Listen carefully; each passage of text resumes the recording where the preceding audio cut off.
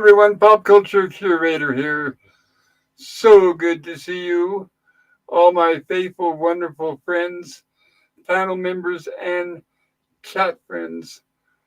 We are back for it is a Monday evening, so another episode of the classic Lost in Space. And tonight we are going to be covering an episode from season 2, episode 16, called The Girl from the Green Dimension, where we will get a reoccurring character. Well, this will be her second appearance. The last time we saw her was in Wild Adventure. thank you. I was trying to remember the.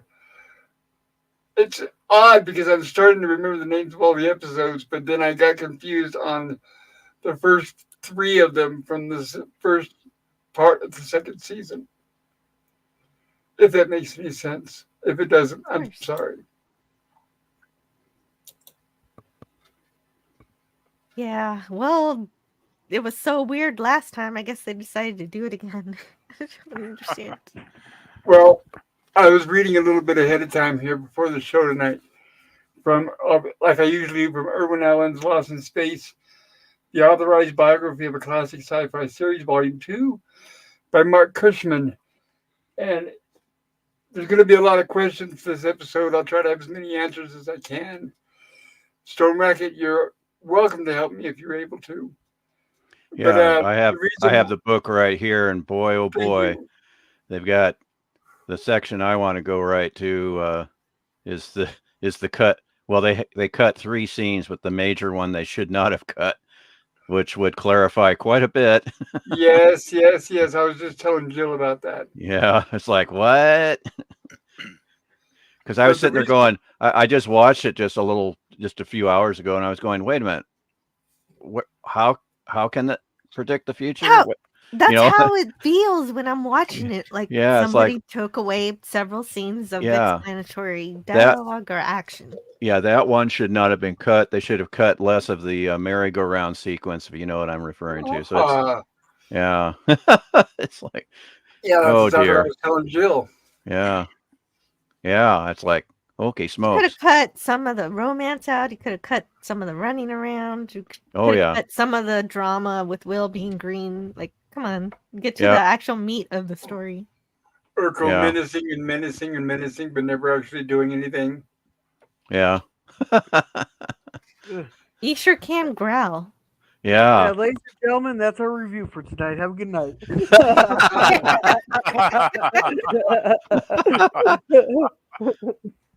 Yeah, the girl from the green dimension, or the shapely woman in the green sparkly cat suit. Yes, we are getting the return of actress Bettina Marcus for tonight, which is why we're getting this episode. To be specific, it's written by Peter Packer, but he had no intention of writing the episode. Irwin Allen went to him and said, I want you to write another episode for Bettina. Yeah. Because he was giving her approximately 1, 2, well, they said here in the book, 1 appearance per season, but I think it's 2 total per series, because he was also making sure that she was included in the time tunnel, Voyage to the Bottom of the Sea, and Land of the Giants. So he was keeping her working on a regular basis. But the bad news is he pulled a little Hitchcock on her, and he was very jealous. He would not let her show up on another show. Apparently, she had been cast in an episode, Man from U.N.C.L.E., which she accepted the role, but then when he heard about it, he blew his top. And he kind of jokingly but seriously told her that if you work for somebody else while you're working for me, you'll never work in Hollywood again. Which wasn't good. That's like pulling the old Hitchcock on her. Yeah. It doesn't make Irwin sound very nice, does it? No, he can be quite the possessive one.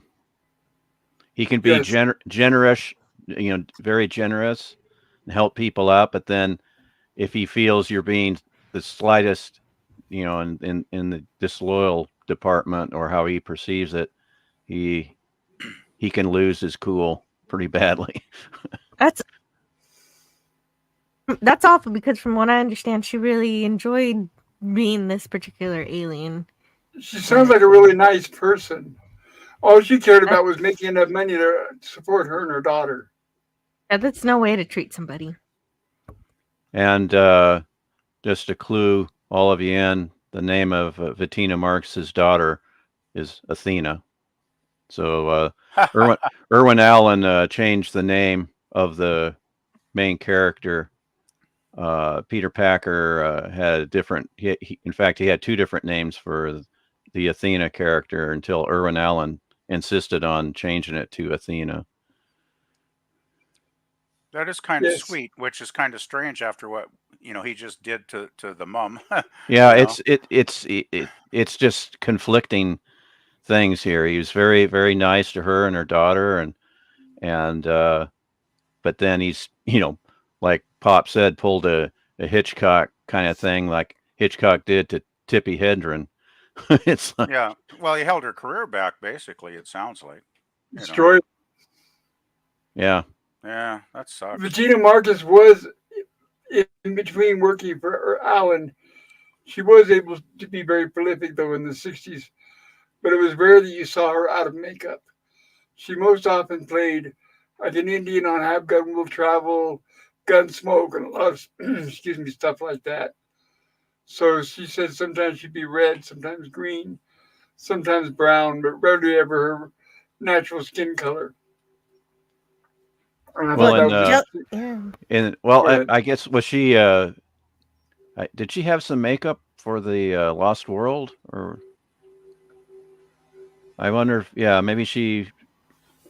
You're talking about the episode of Voyage to the Bottom of the Sea, right? I'm thinking of the Lost World movie where she's the cave woman.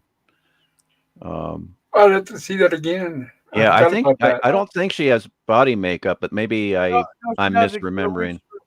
We just reviewed that not like 2 months ago. You reviewed a newer version. Gorilla, the one that he's talking about is from the 60s, and Gorilla, you reviewed one from the 80s or 90s. The Lost World, Irwin Allen's production from 1960 that featured Jill St. John in some pink boots. Yes, and Gorilla covered one from the 90s. Radio. Yeah. Okay, so sorry about this, but it's like I got to smack myself in the head. What am I doing? I need to say hello to my fellow panelists and good friends. First of all, Gorilla's Random Thoughts. How are you doing tonight? A bit tired tonight, but I shouldn't be falling asleep in the recliner because that's back in the living room. So you've had a long week, and I know last night your daughter was keeping you pretty busy. Oh yeah, well, nothing gets a kid moving faster than when Dad has to put his feet down to get up out of his chair. Right, that works. I'm glad you're not the parent that just sits in a chair and says, "You better do this, or I'll get up. You better do that. You better do it." No, get up and do it. No, she was refusing to go to bed. I told her about 4 times to get.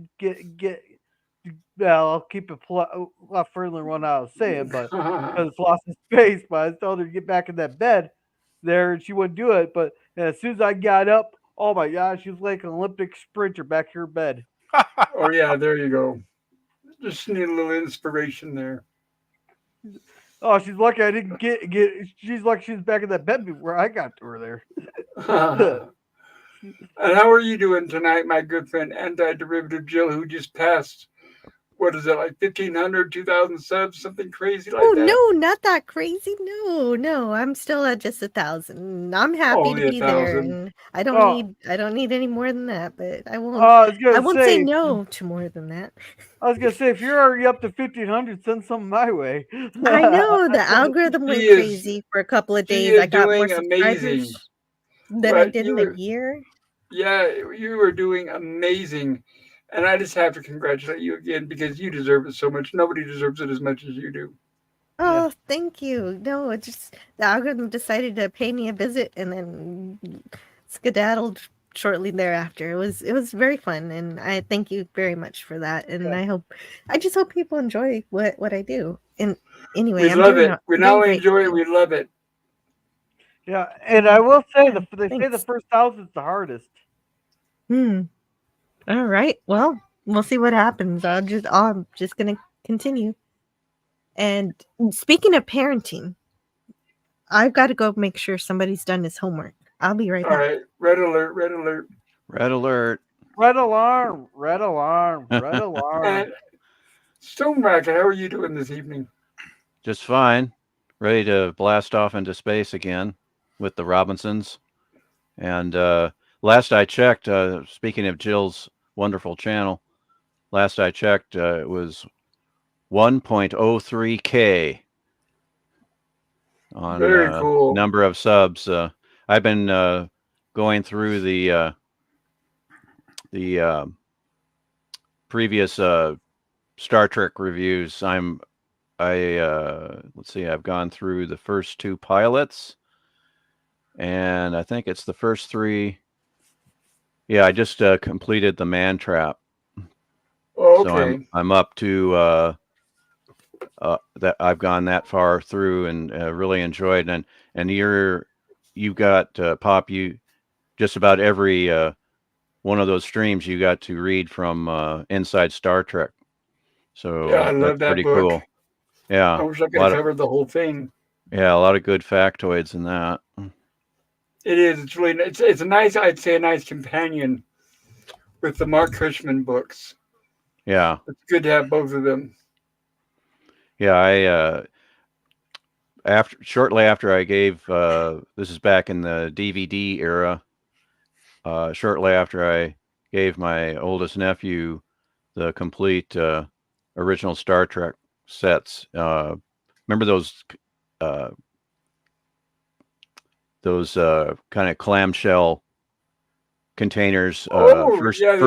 First season was in a gold plastic. Gold, and then the second season was blue, and the third season was red.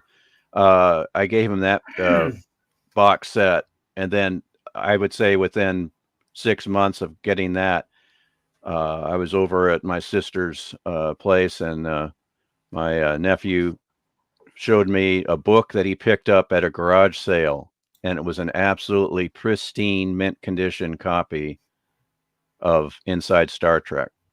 Wow! Oh my goodness! And it was like hokey smokes, and it was like it was the the first edition hardcover, and I was like, yes. you got this at a garage sale? And he goes, yeah. I go, but it looks perfect. Let me guess, he paid like 50 cents for it or something too, right? I think it was just like maybe $5. It wasn't anything more than that. Maybe just a couple bucks. But I paid 25 cents for I'm Not Spock at a yard sale. Oh, cool. Wow, awesome. Yeah, I remember that book being out when I was at my first science fiction convention. At least it was being talked about. And I've never read it. So I haven't read his follow-up book where he says, I am Spock. So I have read that one. It's very good. Yeah, that's what I've heard. You can even listen to it in his own voice. On YouTube? Oh, no, on the audiobook for it. I'm pretty sure it's on YouTube. It's probably on YouTube, but I know I can listen. I can listen to William Shatner with Star Trek memories and Star Trek movie memories. Oh yeah, he does. Shatner does a lot of his own books. Yeah. That's fun.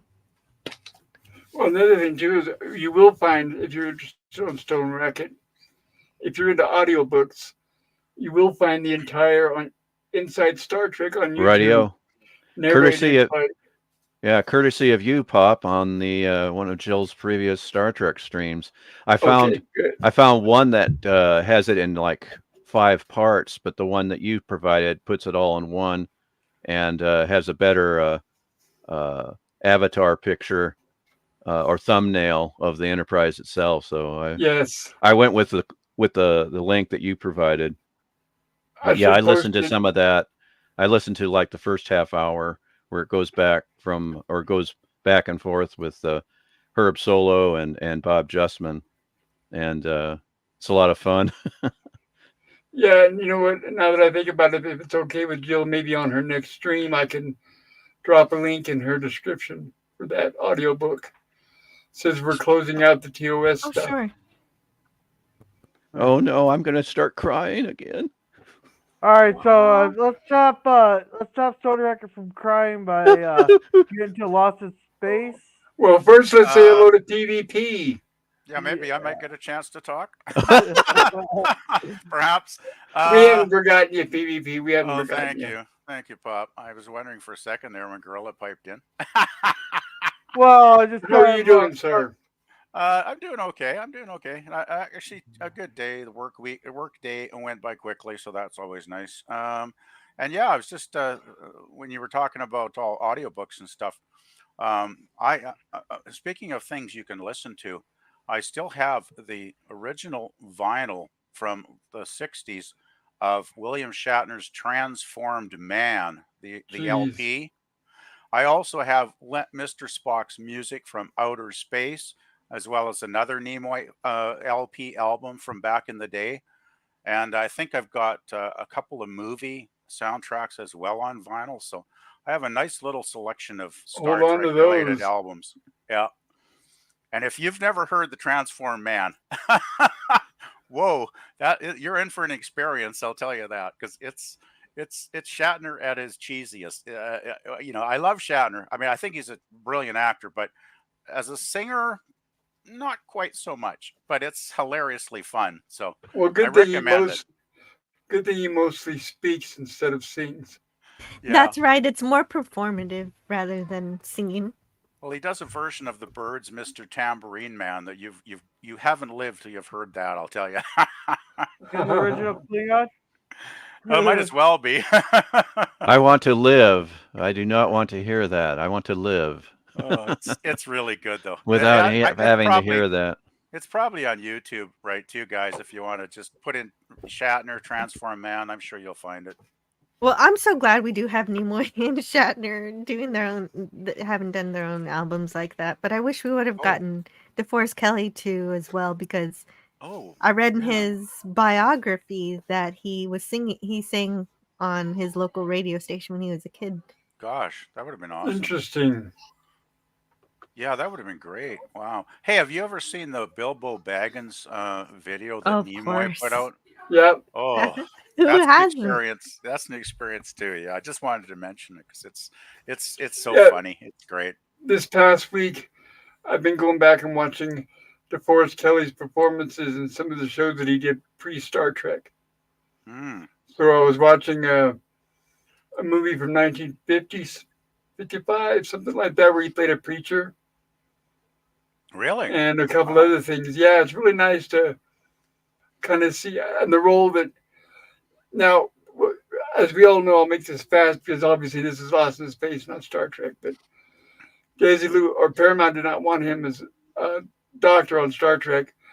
Roddenberry kept insisting, but Roddenberry had done a pilot called Police Story, where he had written DeForest Kelly as a doctor, and you can get the pilot itself is not on YouTube, but the trailer is, and it's kind of nice to see DeForest Kelly priest Star Trek, but since he was playing a doctor, that's what convinced Paramount to give him the go ahead.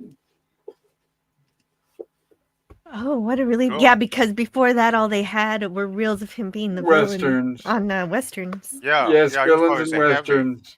Yeah, in the western, yeah. And I wanted to say, I have not forgotten. Hello to everybody in the chat. It's so good to see you all. I see that we've had some people who've been waiting for quite a while. I appreciate your patience. And I hope you guys are all doing well. And thank you for coming to spend time with us tonight.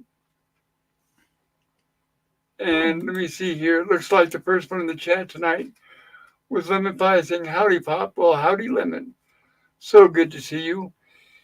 And yes, we have the beautiful Antiderivative Jill saying, hello, Lemon Pie. Yes, hello, Lemon. Stone Record. Yeah, Stone Record saying, Pop Culture Curator, good evening. Right back at you, sir. And Antiderivative Jill saying, hi, Stone Racket. And Stone Racket saying, Antiderivative Jill, hello. Stone Racket saying, Lemon Pie, howdy. And Stone Racket saying, once again, I get the first like vote in on that thumbs up meter. Yes, which reminds me, everybody, if you like what you see tonight, consider hitting the thumbs up button. Maybe subscribe to my channel if you haven't already done so. Oh, And I just share. remembered. Go I just ahead. remembered. Is there a poll? Yeah, that's what I say right after Oh, this comment. that's right. In fact, And the Gorilla, if next you can help comment, me with that's it, what I say. Gorilla, if you can help me with the chat, I will get the poll put up. I just remembered. I hadn't voted yet. And I'm going. Wait a minute. Was there a poll? Uh-oh. That's right. Thank you for reminding me. All righty, Yeah. scroll. Yeah, Gorilla, Thank I'm you, about to Gorilla. ask about the poll in the next chat. Boy, Jill is prescient. Prescient? All right. Yeah. Wow. Hey, Jill, Except you I already forgot. Speaking of voting, where is the poll? My Wow. goodness. You see, it just Magic. Jill just says it and it appeared. Jill has powers. I Oh, apologize, man. guys. No, that's okay, promise I'm Pop. not That's really okay. green. I promise Yeah. I'm not really green. I hope not. All right. Yeah. Here, Jill, you want to read this one because it's directed at you? Sure. Stone Racket says to me, if you have tonight's StreamYard link, could you please send it to me on Discord? I did not at that moment. And I think I said that's okay. I'll wait for Pop on the old Twitter. Yeah. You can say the old Twitter because that's the old. It's not named that anymore. It's so weird. And Yeah. Lemon Pie is waving to you and me, Jill. Isn't that awesome? Hi, Lemon Pie. Old Twitter Wait. sounds like a faithful horse. And welcome, Scurvy. Welcome. And Hey, Lemon. and I don't understand. Why do you call him Scurvy? Oh, because he's lemon pie, and lemons have been known notoriously for stopping scurvy on seaside. Well. I scurvy beg to is differ. It's limes. They use limes. That's where the limey. right. That's where the limey comes Hey, from. watch Gilligan's Island. I rest my case. Okay, But, okay, there, one Dame Gorilla. Okay, I will. well, Gorilla's been telling us that story for months now, so I'm happy to. I mean, I know why. I actually knew why, but I was kind of going, well, it's more like a lime than a lemon, but both work, It's okay because in oranges, Spanish, lemon oranges is limon. Well, So it's close. it's not like citrus, it's not like his name is key lime pie. And Derek says, Jill, got it. Thank you, pop culture curator.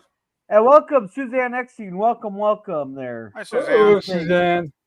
Hello to everyone. And here. there I said hello to Suzanne, and I'm saying it again. Hello. Yeah. And let's keep an eye on this guy here. We got Scotty IR37 in the chat. Welcome. Scotty. Now, mods, make sure to keep an eye on this fella. Yeah. There's nothing. Indubitably. What are you talking about? He's lurking tonight. Oh, lurking. Enjoy the space. Yeah. And everybody say hello to each other. Hello. Hey. Hello. Hello, Suzanne, sweetie. And I will have to leave when the sun goes down, folks. Passover holiday. Oh. Okay. Okay. All right. Well, you have a good Passover night there, Suzanne. Yeah, hope you're feeling better, Suzanne. And there's the poll. Oh. Yes, the poll is now in the chat. Redraw if you need to. If it's not showing up for some reason, refresh your screen. Yeah. And welcome, Sci-Fi Sit Down. Welcome. He's saying hello. Saying hello to all on the panel. Hello, Suzanne. People are waving at him.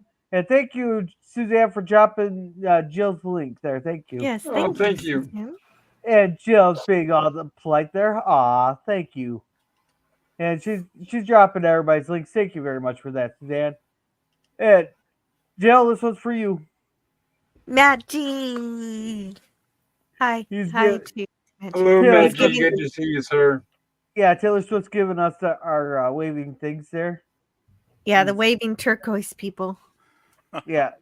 And I get an actual emoji there with the hey girl. Turquoise is almost green. Yeah. Yes. Hey, Well, before StreamYard fixed it, it always showed up waving turquoise hand. Disembodied hands. Oh dear. Yeah. And welcome, Pickles. Welcome. And LDG, I found a link to that cringe doc you want. We'll do it next week there. But the rule is, if you pick a movie, you got to be on the panel for cringe Hello, doc. LDG. Hi, That LDG. makes sense. That's logical. Most Yeah. logical. Everybody saying hi, and thank you again, Suzanne, for dropping the link. Hello! And we got some pancakes, and All dang it, now I'm right. hungry again. Now I'm Those hungry. Thanks. those flapjacks are Caleb. for me. Well, I'm hungry. Well, you're gonna have to. Well, I'll cut me. share. I'll share. You'll have to- oh no, we're duking it out. We're duking it out. I'm always asking Matt for. I go, "Where's my flapjacks?" If he's in a chat, usually, excuse me, he usually coughs them up, and then Hey. I always reciprocate with hamburgers.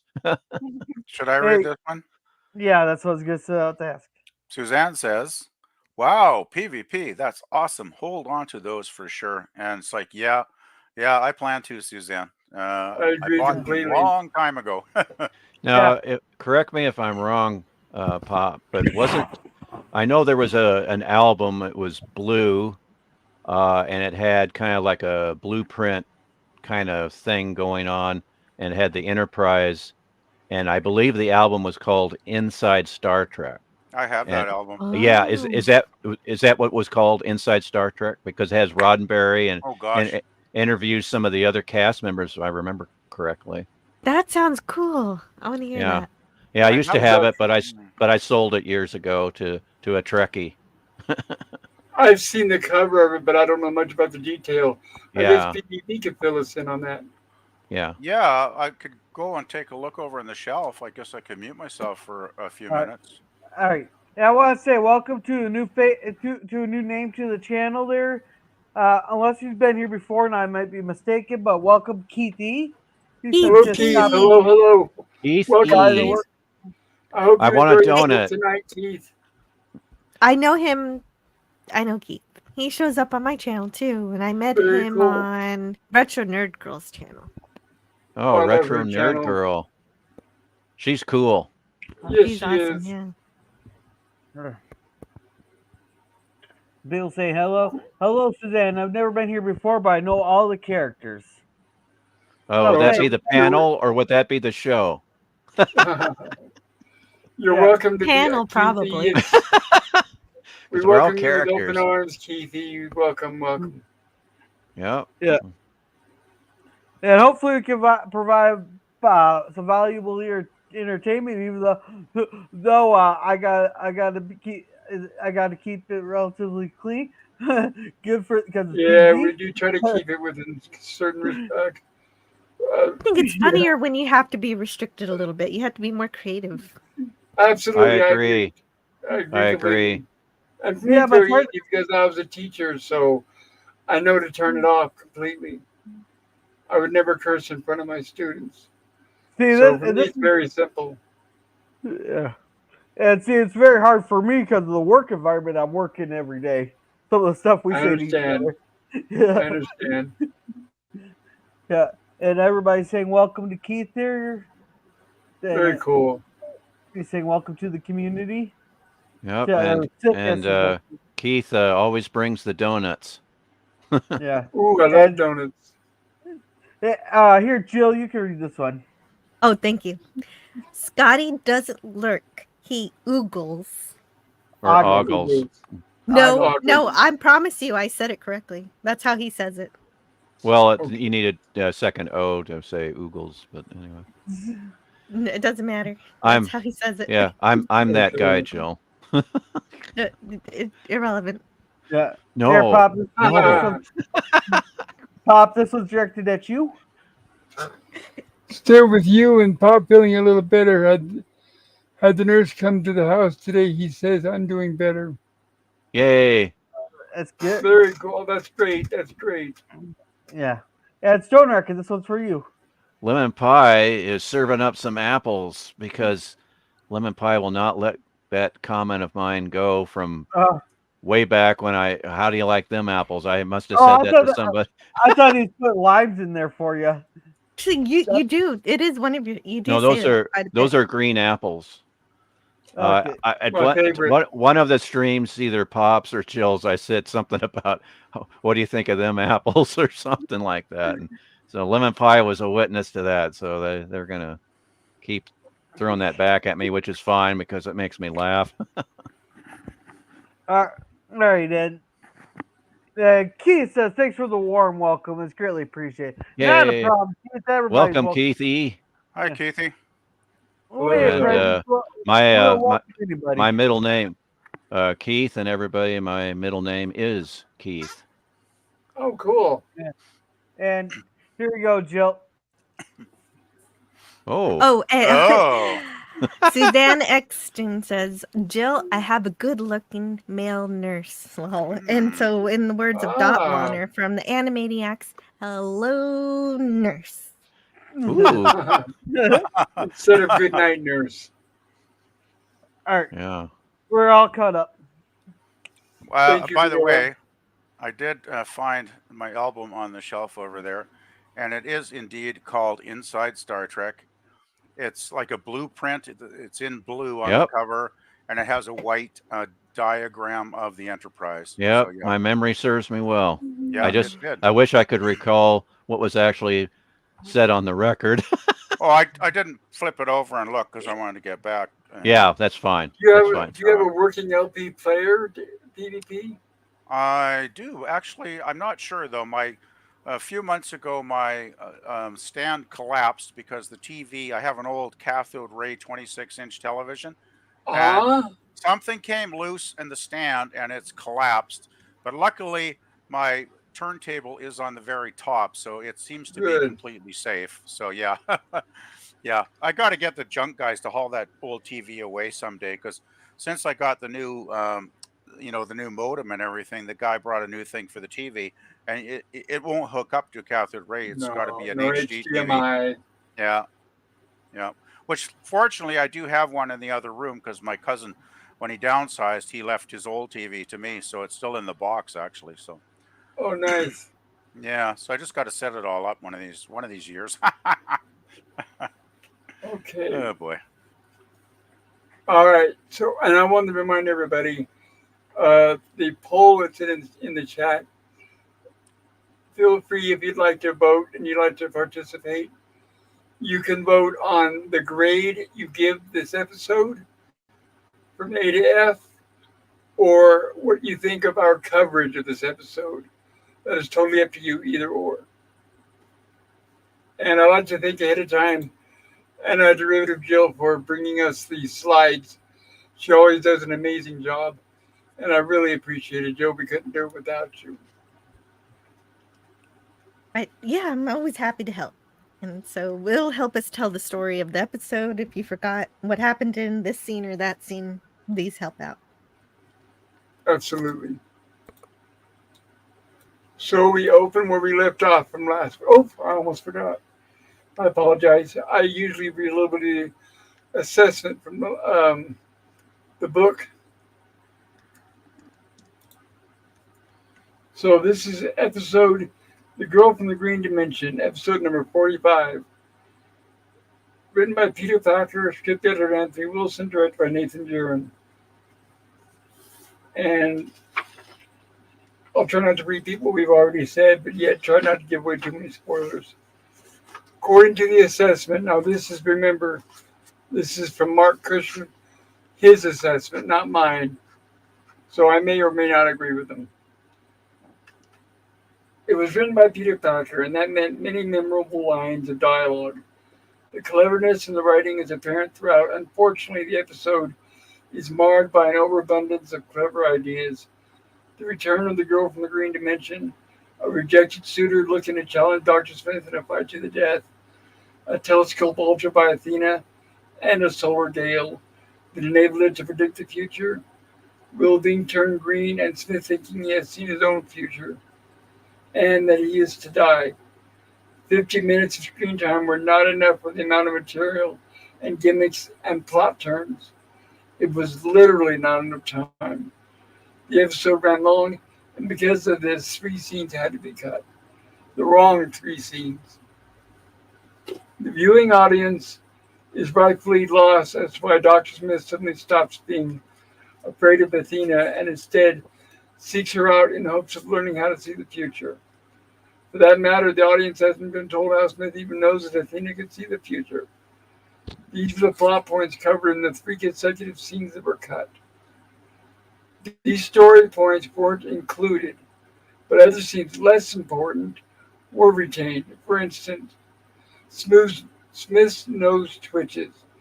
It never twitched before, not in any episode, and not in any episode after this.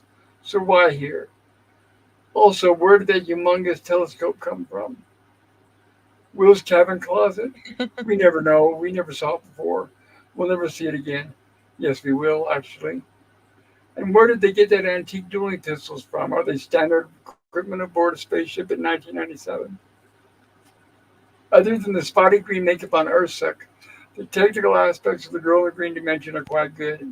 From the solar telescope to the green smoke to a green Will to a green Athena and Athena floating merrily around from scene to scene. As actress Bettina Marcus stood on a camera crane. It is a shame that all the technicians at work, money spent and time spent, was on material of this substandard caliber. Okay, the script was turned in by Peter Packer. Sorry, what's that? Nothing. That's the same exact thought I had. Look at these cool effects in this episode. That doesn't matter. Anyway. Yeah, Jill, we got some explosions. Weren't they neat? They were neat. Well, we did get a good fade out of existence shot, which I was stunned that they did that instead of a big explosion for Athena when she disappeared. Exactly. They did it twice. And Pop, if you would be so kind, when the time is right, will you let me read the deleted scenes section of the? To it. Absolutely, you are definitely welcome to. I appreciate any help I can get on saving what's left of my voice. I highly appreciate. Yeah, you just let me know if you want me to read anything else, and when you would like me to do so. So that'd be just fine. I've got the book right here. Well, we can go ahead and we can do it when the scene comes up. Alrighty. So here, by the way, the first treatment turned in by Peter Packer was on October 3rd, 1966. One of the inspirations for this episode, and I thought about it too before I read the book, this crossed my mind while watching it. One of the many inspirations was the 1948 film The Boy with the Green Hair, starring Roddy McDowell, a parable about the public reaction to a war orphan in America whose hair mysteriously turned green.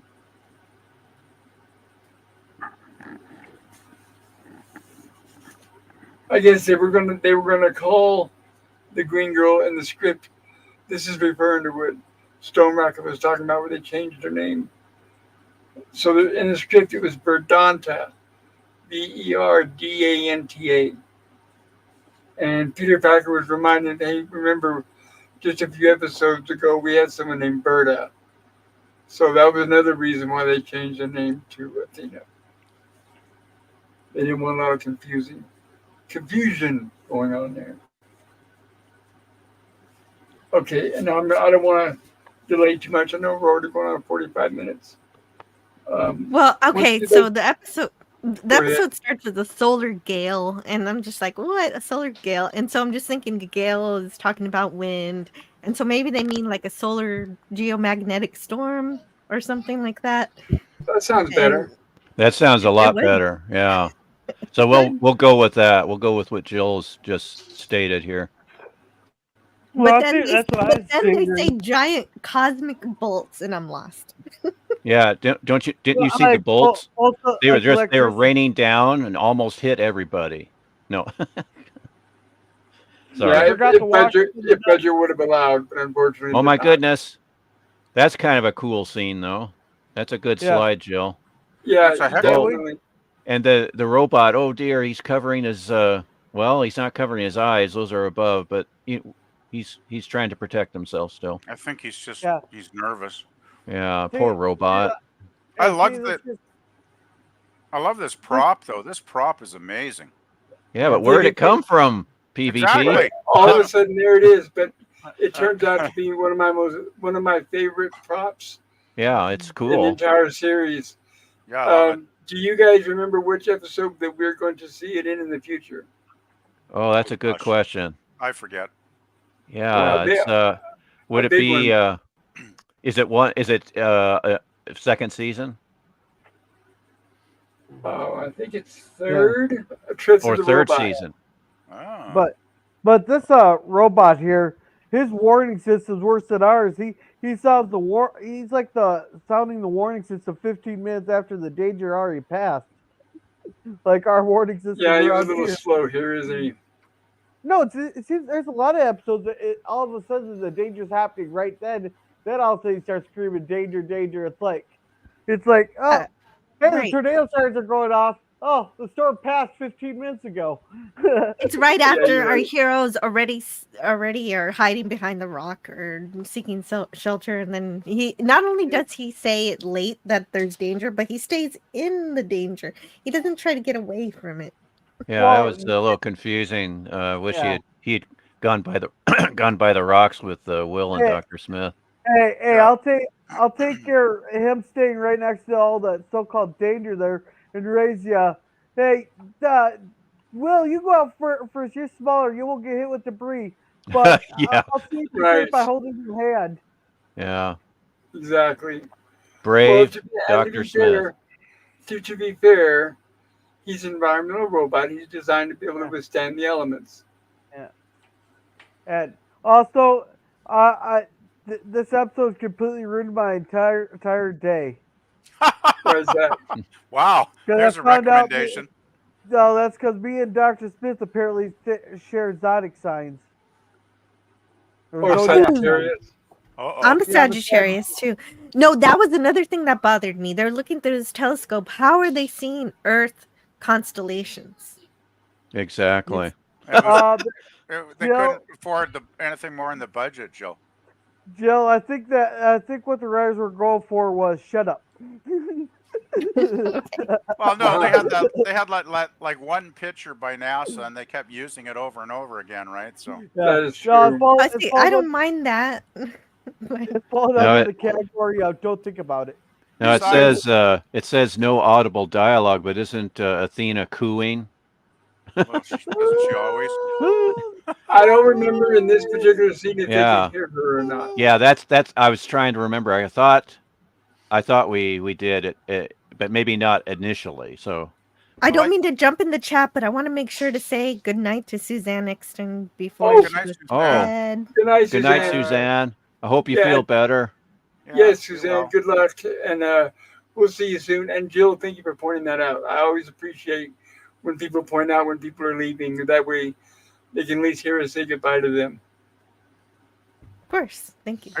I just wanted to mention though what Jill said about seeing that that image, like of Earth or whatever, Earth constellations or whatever. It's like we do see that image over and over again, and I'm pretty sure that Irwin Allen and crew thought, oh, people are never going to notice that because they're going to be looking at the green girl, float around, right? I don't mind that they use the NASA images. We know we're going to see the universe from our perspective, and Yeah. I don't mind. I like the fact that they use the NASA images, but when But they I was- flat out say the sky must look the same every planet we go to. Well, I was just going to say though, Jill, you're probably like one of the few people that have ever lived on planet Earth that would actually notice that. Because you And really those, zero in on those details, which is awesome. Don't get me It's wrong. but amazing. I love it.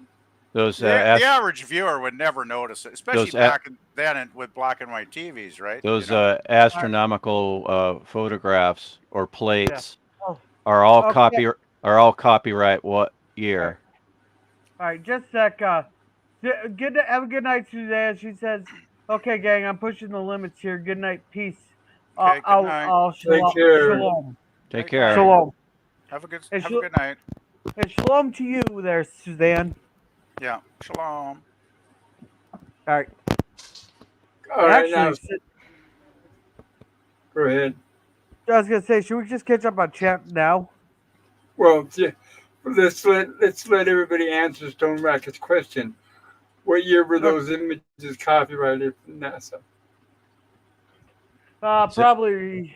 It's in the end credits. It's in the end 69. credits on every episode, and I ought to know because it's the year I was born. Oh, 54. 1959, the year everything changed. Hey, No. I didn't get time to answer because I would have got it right. Darn. Oh, Well, I'm sorry. you're too slow on the draw. I'll ask you another quick question. PvP. This is just for PvP. It'll be a tough one. I'll never get, of course. This is just for PvP. What was Athena's name in Wild Adventure? What did Dr. Smith call her? Oh, I can't remember that, even though it was mentioned earlier. No, it wasn't. Oh yeah, somebody mentioned in the chat No. a little while ago. Tonight? No. I don't know if we mentioned it tonight. No, or it not. hasn't been mentioned anywhere. You said there was like a B, and then there was another one before that. No, that's concerning this specific script and pre-production. We're talking about the previous episode, Wild Adventure. Dr. Smith called the green woman Lorelei. Okay. Well, that makes that's sense. right. That's right. Yeah. She was a siren. Siren, yeah. Yep, a siren. Okay, now we can do the chat. Thank you, Gorilla. All right.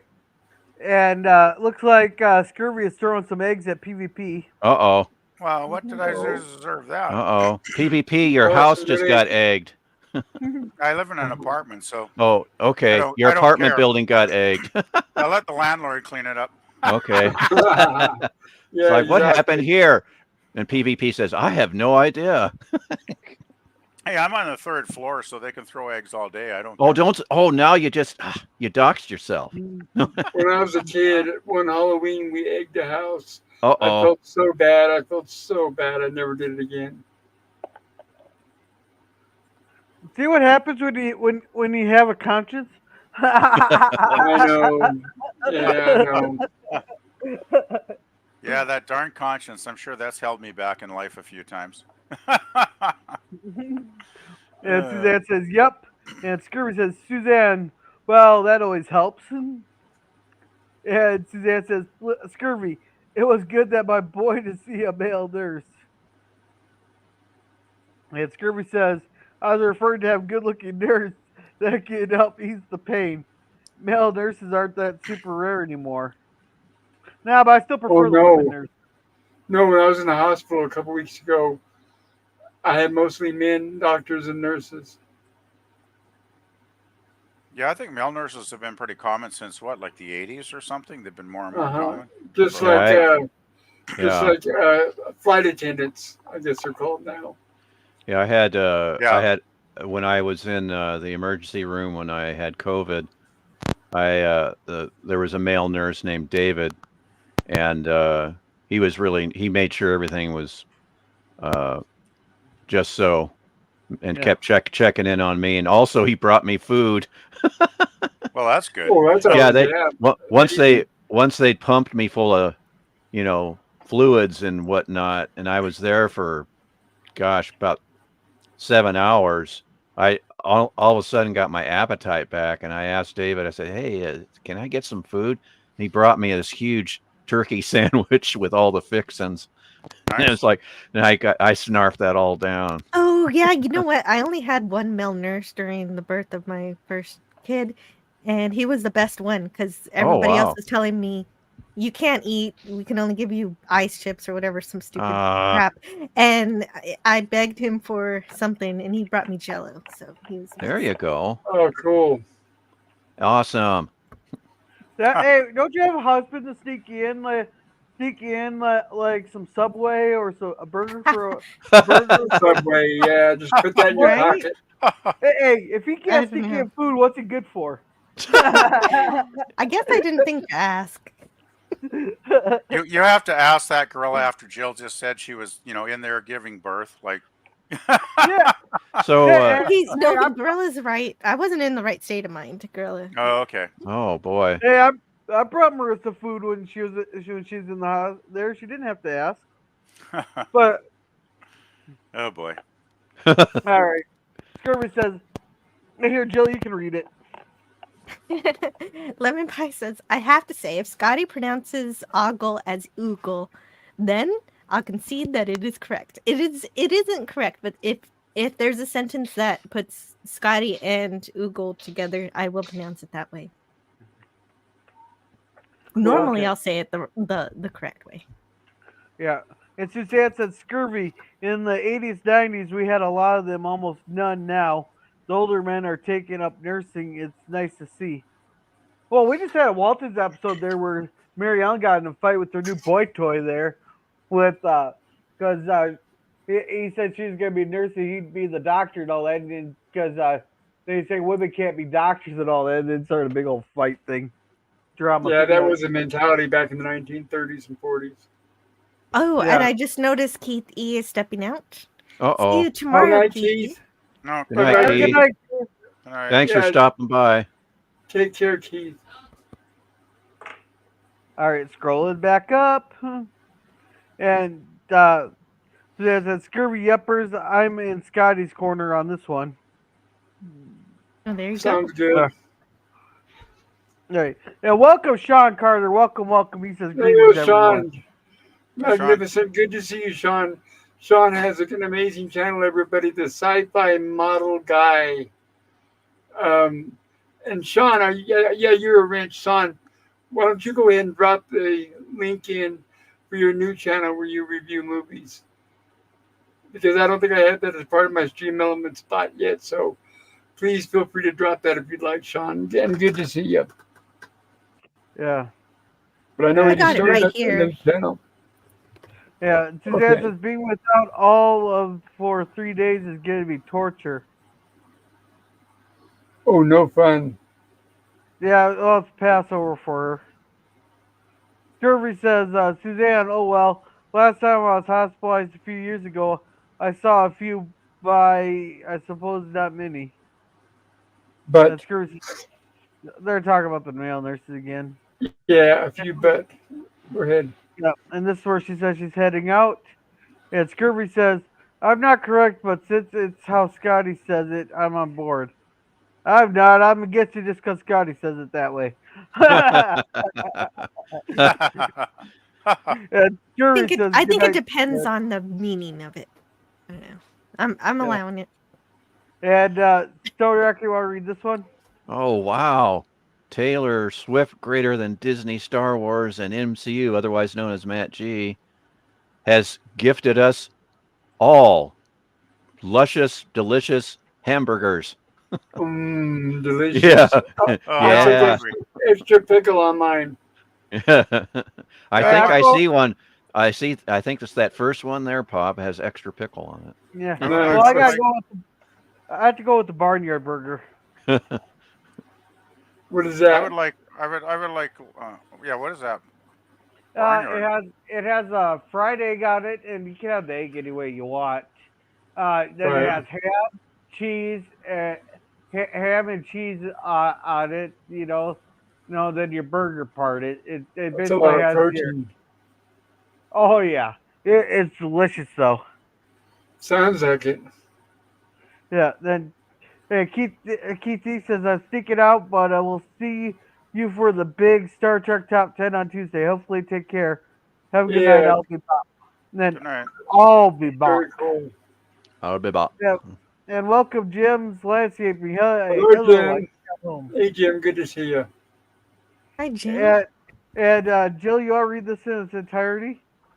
Sure. Subscribe to Sean Carter's channel, the Sci-Fi Model Guy. He doesn't just build the model kit that he gets; he improves it. He goes above and beyond with his models, and he also has a new retro reels and games channel where he's going to be reviewing, where he has reviewed some movies, but he's going to start doing some live streams too, and he's also started some gaming streams.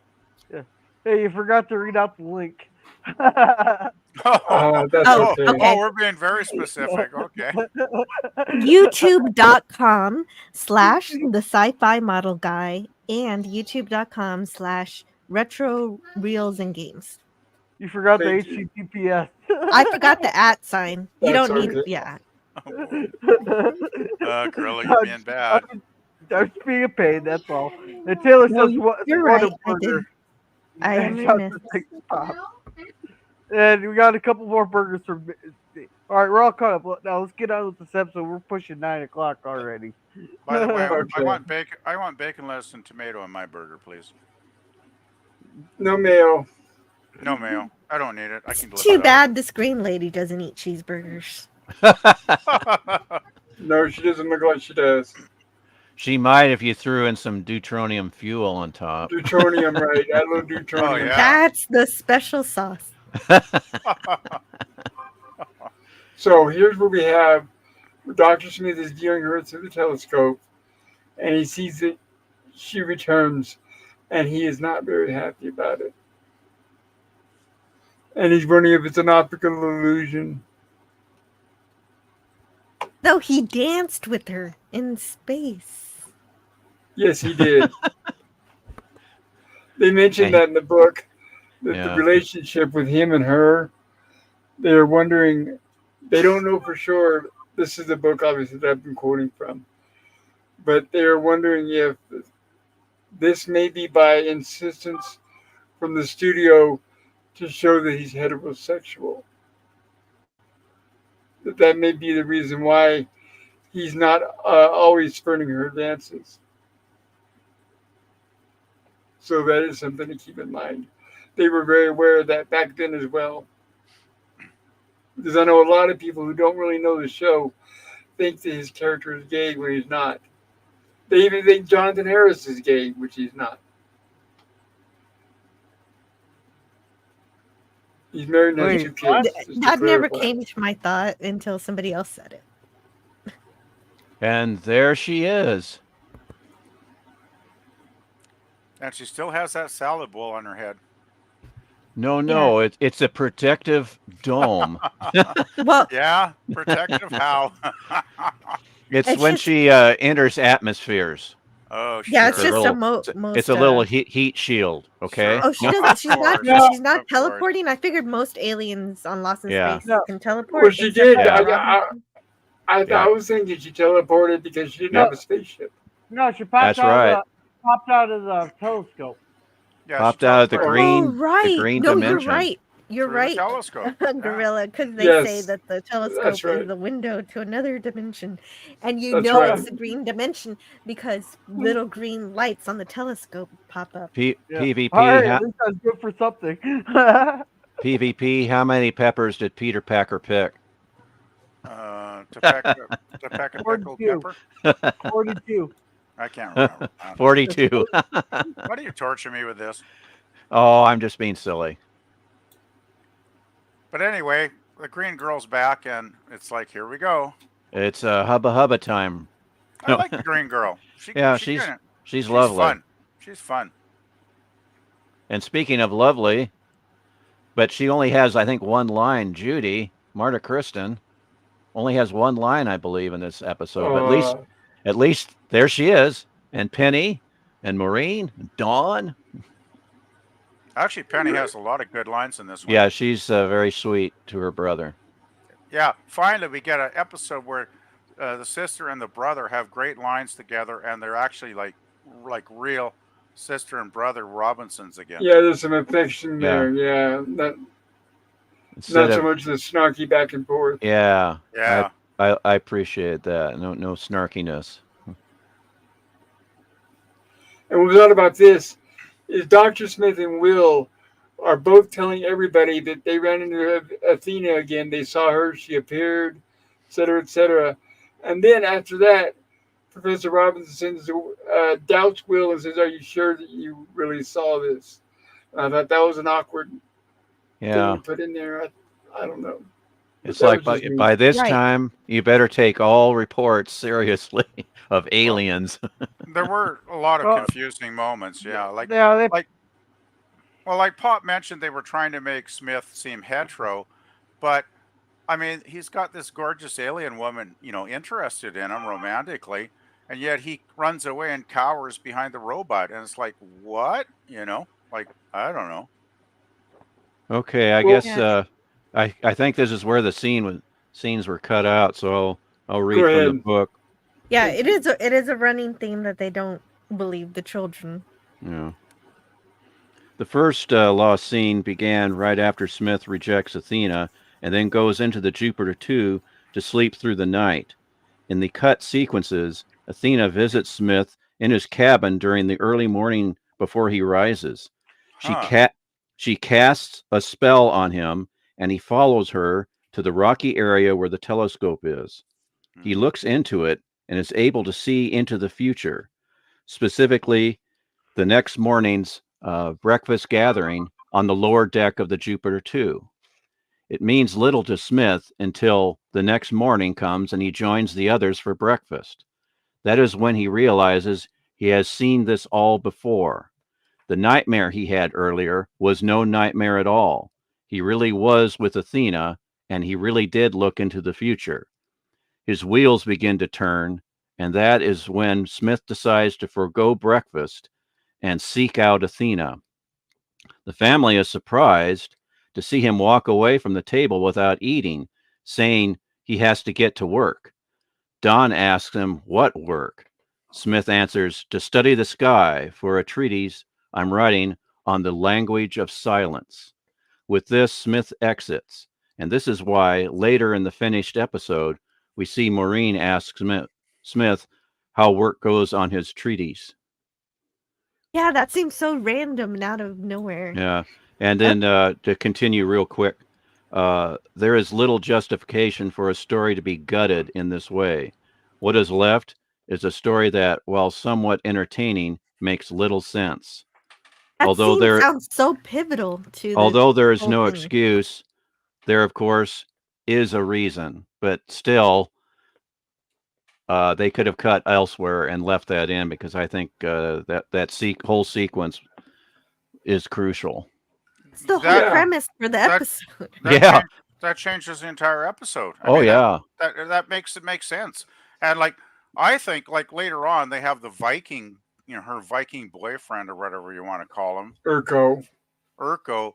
It's like remember there's that silly scene at the end on like a merry-go-round. They could have Yeah. cut a lot of that Is and it put that scene in is instead. it is it Urso or is it Uruk like it was said in the Urko. book? I think it's Urko. URKO from what I saw. Okay. And to be right, since they had to, what happened was they went over long, so they cut three scenes, then realized they cut too much, and then Right. had to pad it out. And then the padding out was the merry-go-round scene. It's just Oh boy, stupid. that's so Just tragic. it's just ridiculous. It's But what Uh, tragic. makes that important scene even better is that she mind controls him like she does in the first episode. oh, you So got that it. also follows. Yeah. Ew. Yeah, yeah. So now I hope that clears it up for everybody. It But would have been a still, much better it's episode. it would have yeah, it would have improved it. Much, much, much improvement. Yeah.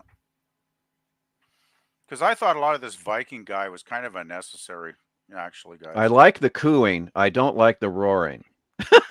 Well, I think it doesn't make sense. Like, I mean, Athena's such a sweetie, and like this is her ex-boyfriend, this growling, angry Viking dude. Like, The idea is that gosh. all of the men in her dimension look like this. So that's why Now she wants Smith now. now could you go back one frame real quick? Oh boy. That is not a cardboard tube painted gold. No. Okay, that's Oh no, no. It says definitely not. Urso. There it is, Urso. So And it's and she's not wearing a Urso. salad bowl. Thank you. She has a salad bowl. oh Urso. yeah. Well, it. She never leaves home without her salad bowl. That's Jill. right. I don't know. I kind of like the salad bowl. I like her entire costume. I think she Yeah, looks awesome. she looks great. Hopefully she wasn't too uncomfortable in that because that's a pretty tight leotard thing. Well, I wonder more how when they had her floating around, they must have had her on wires or something. No, I guess. they didn't do wire work at all. She was on a crane. But she looks like So she's she was floating. balanced. She was balanced below. You never see her feet when she's kind of floating Oh, around, or lower, it her looks like legs and she's whatnot. floating. So That's a so really, they had her on a little camera dolly type thing. a really Yeah. well done illusion then, because I was convinced she was floating on wires.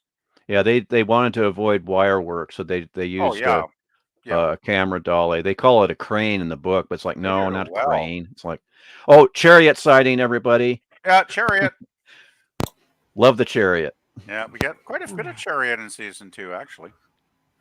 I want a chariot in real life. Well, actually, there's some that do appear I would take it 3 blocks to the grocery store and back before you got arrested. before I got arrested. Well, if I do it early enough in the morning, I could avoid the cops because they're all at the donut shop Oh boy, a few miles away, right? sure. I remember the car, the AMC Pacer. It reminded me of a Oh my chariot. goodness, the AMC Pacer, wasn't that an ugly thing? Ugly. Yeah, it looked like the And chariot the almost. and the Gremlin. Remember the The Gremlin? Gremlin.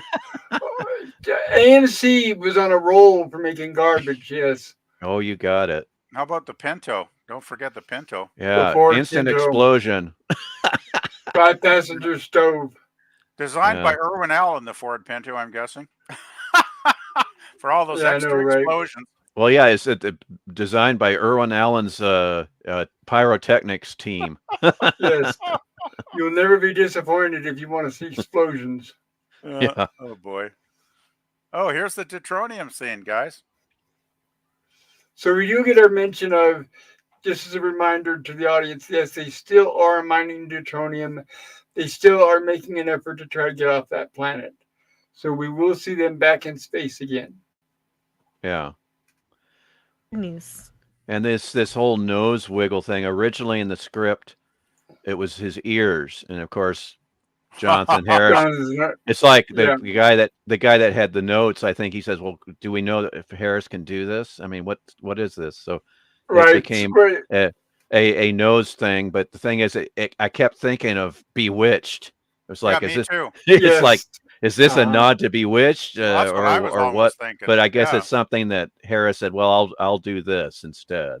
So Right, because obviously he couldn't wiggle his ears. And, yeah, it's same, by the way, I know it's off topic, but in Bewitched, what she did was really nothing. It was just wiggling her nose, just like he did. It yeah, was the sound effect that made people think that she actually did move her nose, but she didn't. right. But it was really cute, though. Oh yeah, she had a cute nose. It was more Yeah. effective in Bewitched for sure. Yeah, well, When she you had a think more cute about it, everything. Well, yeah, right? When you think about it, yeah. that nose that Elizabeth Montgomery had. That is the type of nose that a lot of women have to get plastic surgery for these days. Oh dear, So because it's a that's one cute that's sought out nose. for. Yeah, Yes, and natural. nothing wrong with Elizabeth Montgomery at all. She was bewitching, you're saying. Poor woman. Yeah, my supervisor by the name of Gary back in when I was working at the main hospital, I we'd love to talk about TV and film, and I just happened to mention Bewitched, and he was like, "Oh, I can never watch that show." I Really? said, because he said Elizabeth Montgomery reminds him of a past girlfriend that must Oh have goodness. really broke his heart, Oh. or was really Oh, turbulent relationship. So he that- says, I can't watch it. It reminds me of my old girlfriend. oh, that's unfortunate. Wow. Meanwhile, back at the Robinsons, back at the camp. back at the camp, excuse me. Yeah. And Zachary Smith was singing in the Merry Month of May, which is coming up pretty quick here, right? This is where he's forecasting the future. Yeah. Right. That's when, like Stone Racket said, that he now knows that a telescope supposedly sees the future. Yeah, I mean, he knows what's going to happen to poor Judy. It's Yeah, like, yeah. well, why don't you just say, hey, Judy, don't touch any plants over there right now? Well, he just wants to prove Right. that he can see Yeah. the future of Marine. But at what cost? Oh, poor Judy. At Judy's finger? Judy's Yeah, gonna Judy's need a finger. band-aid. She's gonna need a space band-aid, or better yet, a cosmic band-aid. Definitely a cosmic band-aid. And No, it's silver. It's bright silver PvP. no, I'm trying to remember. But does he actually say the brand name Band-Aid? I think he does, doesn't he? Good question. Oh gosh, Jill? Because that name is copyrighted. Because I don't think he Yeah. says bandage. Do you remember think- that when you were doing the slides? I don't remember, but I can bring up the script. Yeah, because I forgot. sweet. Awesome. Jill's got the I script. thought about that. Hey. Because Hey, the words Band-Aid are copyrighted. Hey, Jill. Is there a site like the Star Trek for the Star Trek scripts? Is there a site like that for Lost in Space? Oh no, this is just transcript. It doesn't say who's speaking or anything like that. Oh. But it's still good enough. Oh, okay. Where do you reference. find that, Jill? It's called springfield.co.uk. It's got all sorts of movie scripts and TV scripts. Very Oh, easy. nice. Wow. Yeah, maybe could you put that link in the private chat? Sure. Let me just and- grab. Oh yeah, You go can right put- ahead. You Yeah. can put it in the public chat if you want. I always Oh, okay. encourage everyone to share. Now, Pop. Speaking of the private chat, I do have a link to the Inside Star Trek album. Do you want me to put that in the public chat? Yeah. Okay, I'll do that. Yeah, anytime we bring up something interesting, it's nice to share that with everybody. Okay, I just We wanted to probably got make people sure. out there saying that. Yeah, there's probably people out there saying, "I want to see that." Yeah, Thank you. I will do that. Let me get back to open another window here.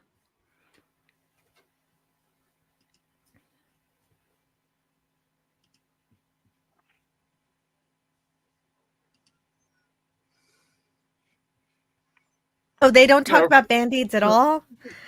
It just says, I think we better take care of that. And Judy says, all right. Yeah. Got it. That makes sense. Taylor Swift says, read the whole thing. We're with a bunch of their things. We're all business here.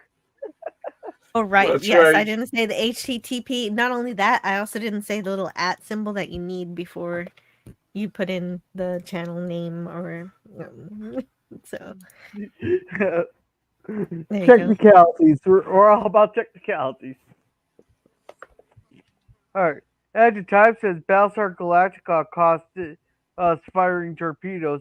A kid choked on a Cylon radio missile, so you disabled firing toys like the Micronauts that were already in production. Hadn't people heard of Survival of the Fittest?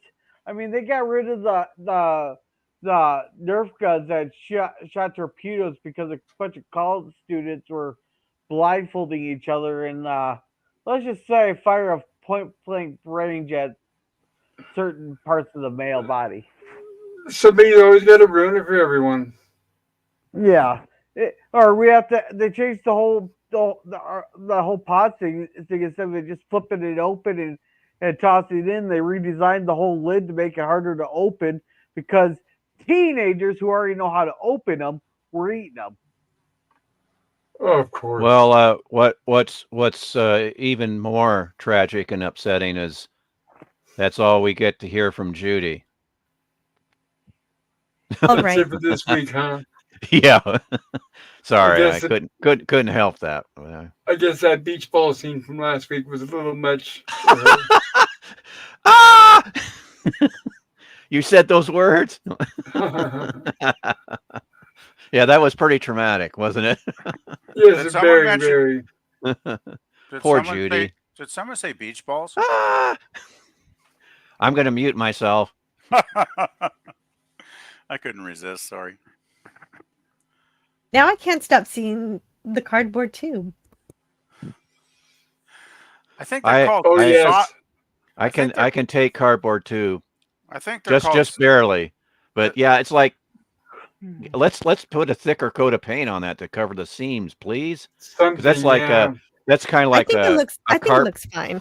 A carpet roll, or something. Actually, I believe they're called sonotubes because when I was working at art school, we did I used to work part time at the college art gallery, a few hours, or like 1 or 2 days a week, part time. And we had an exhibit by a rather famous artist. I can't remember his name because I wasn't impressed with his work, but he did this Colosseum type thing, like a Roman Colosseum, and we had these sonotubes just like that, but they were massive. They were like 3 feet across, and we had to paint them to make it look like a Colosseum type of thing, and arrange them, in a circle, or an oval or whatever the heck it was. So I believe they're called sonotubes, and I think they're actually used in construction. They pour concrete down them to make concrete pillars. So anyway, sorry, I'm Yeah, sidetracked. no. I appreciate that. It's good to know PvP, Yeah. and they come in all sizes and dimensions. Yeah. Yeah. So they're very flexible and very handy on the set. I can see why they use them quite often.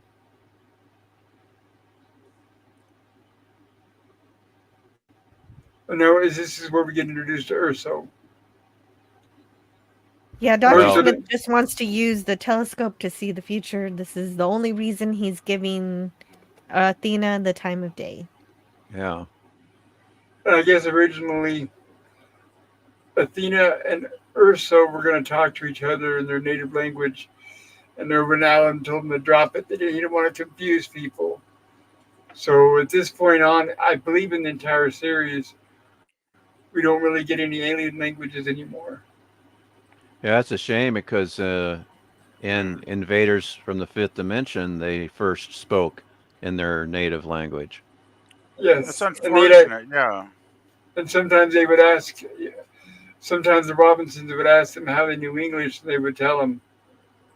But I don't know if they bother doing that anymore. Yeah. Yeah, they just drop it. Yeah, it was unfortunate. They just had him grunting through the whole episode, basically. Well, he does say mincemeat later on. Yeah, it does sound like mincemeat, doesn't it? He does. He says it twice. Yeah. He says mincemeat? No, Yeah, come on. when he's no, you're pulling my Two leg. Come on. times. Two times. Jill will have the sounds- proof, won't you, Believe Jill? it. You better have that on the slides, Jill. Yeah, it sounds more like mince meat, something Okay. like that.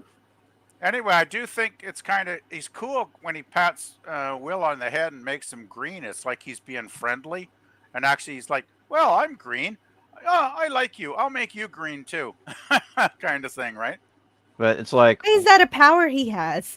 yeah, it's just this It was it just comes out weird. of left field, and it's like, what is the point of this? What? I mean, like What? half this episode doesn't come out of It's left for field. the plot. It's to Not- push not Smith as- to- Not as desirable or as exclusive as a sturdy silver gray.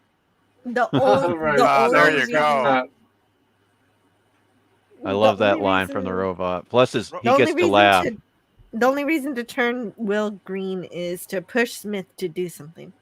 But yes, Yeah. I like this line too. Yeah, Well, Robot does get a few good lines in this one, I gotta say. The yeah. And the whole thing about the snail, that's coming up. Oh, yeah, that's good. that's kind of a misplaced kind of. They want to talk about prejudice, but they're just like, he's not supposed to be green though, so it doesn't really work. Yeah. No, it doesn't. Yeah. And for most of us back then, with black and white TVs, they just looked tan. You couldn't tell it was green until they said so. Well, doggone it, Um, you guys should have been over at my house because we had I a color know. TV. Okay, Oh, don't make me shucks. jealous again. Yeah, it was the Sylvania Super Set. Oh, thanks. My parents didn't get a color TV until 1973 when I finally got to see the Waltons in color. That's too bad. Everyone should have gotten a set in '66. Yeah, well, You get a set, you get a set, and you get a set. yeah, And Oprah you- wasn't in business then, though. Yeah. And you get the taxes. You get the taxes. I think Will looks kind of cool as a green boy, though. Kind of, it's kind of cool. They did really well, actually. Not as cool as Athena. Oh yeah, I'd of say course. she looks best. Yeah. Athena's awesome, cool.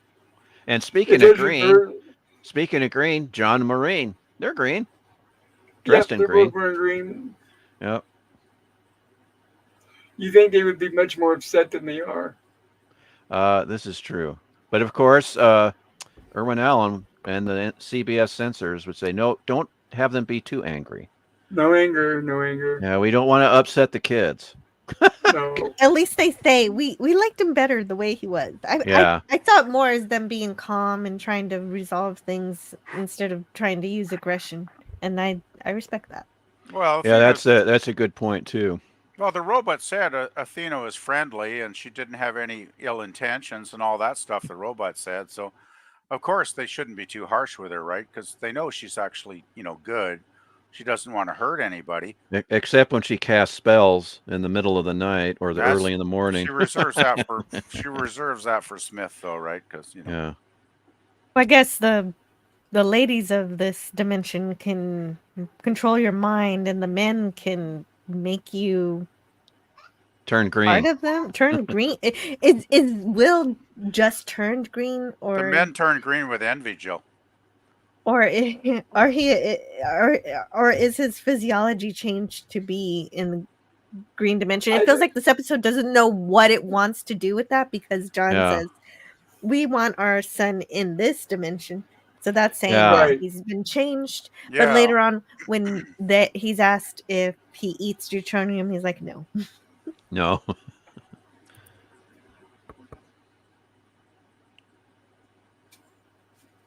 Yeah, Ursa's the only one who could change it back, is why I say that. She can't do it.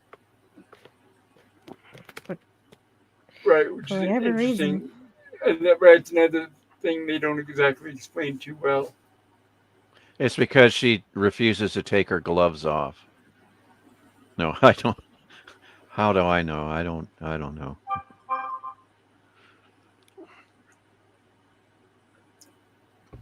Oh, and then she wants Smith to fight Urso, right?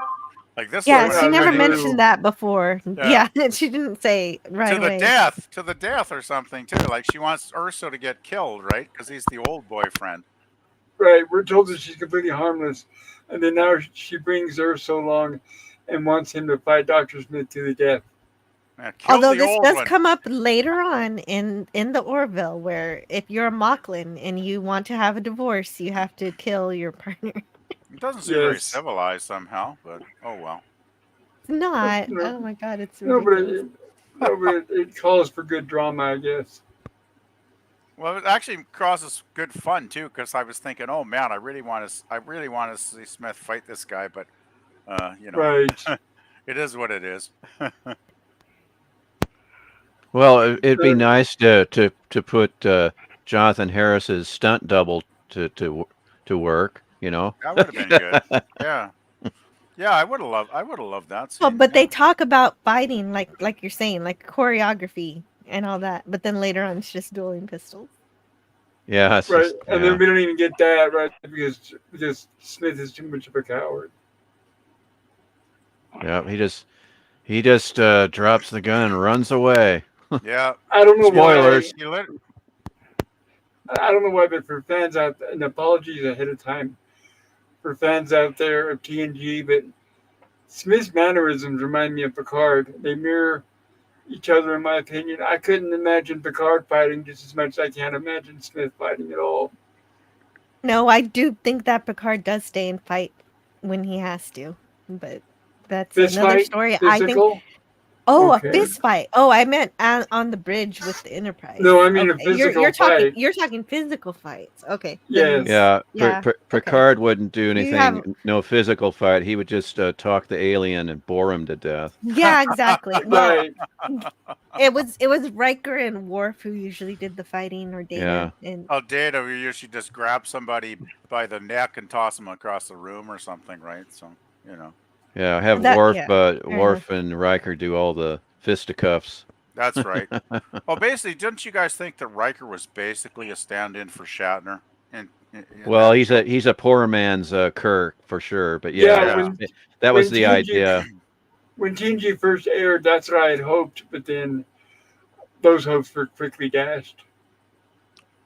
And then I Yeah. thought, well, maybe Yar is supposed to be Captain Kirk, and those hopes were quickly dashed. And then I Yes, never and- saw Kirk in anybody. Yeah, Tasha Yar didn't last too long.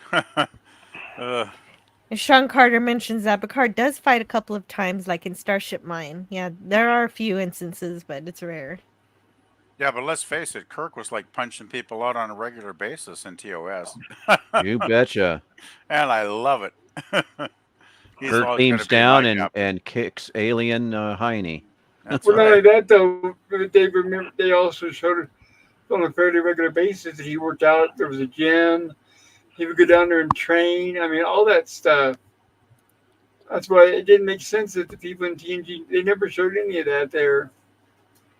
They never, it's like they never prepared themselves for hand-to-hand combat. And I They just, did, Pop. They did have a daycare on TNG on the oh, that's right, TNG yeah. Enterprise. Yeah. There's, Yeah, that's yeah, another there's thing. no, Yeah, there's having no Yeah, hand-to-hand combat.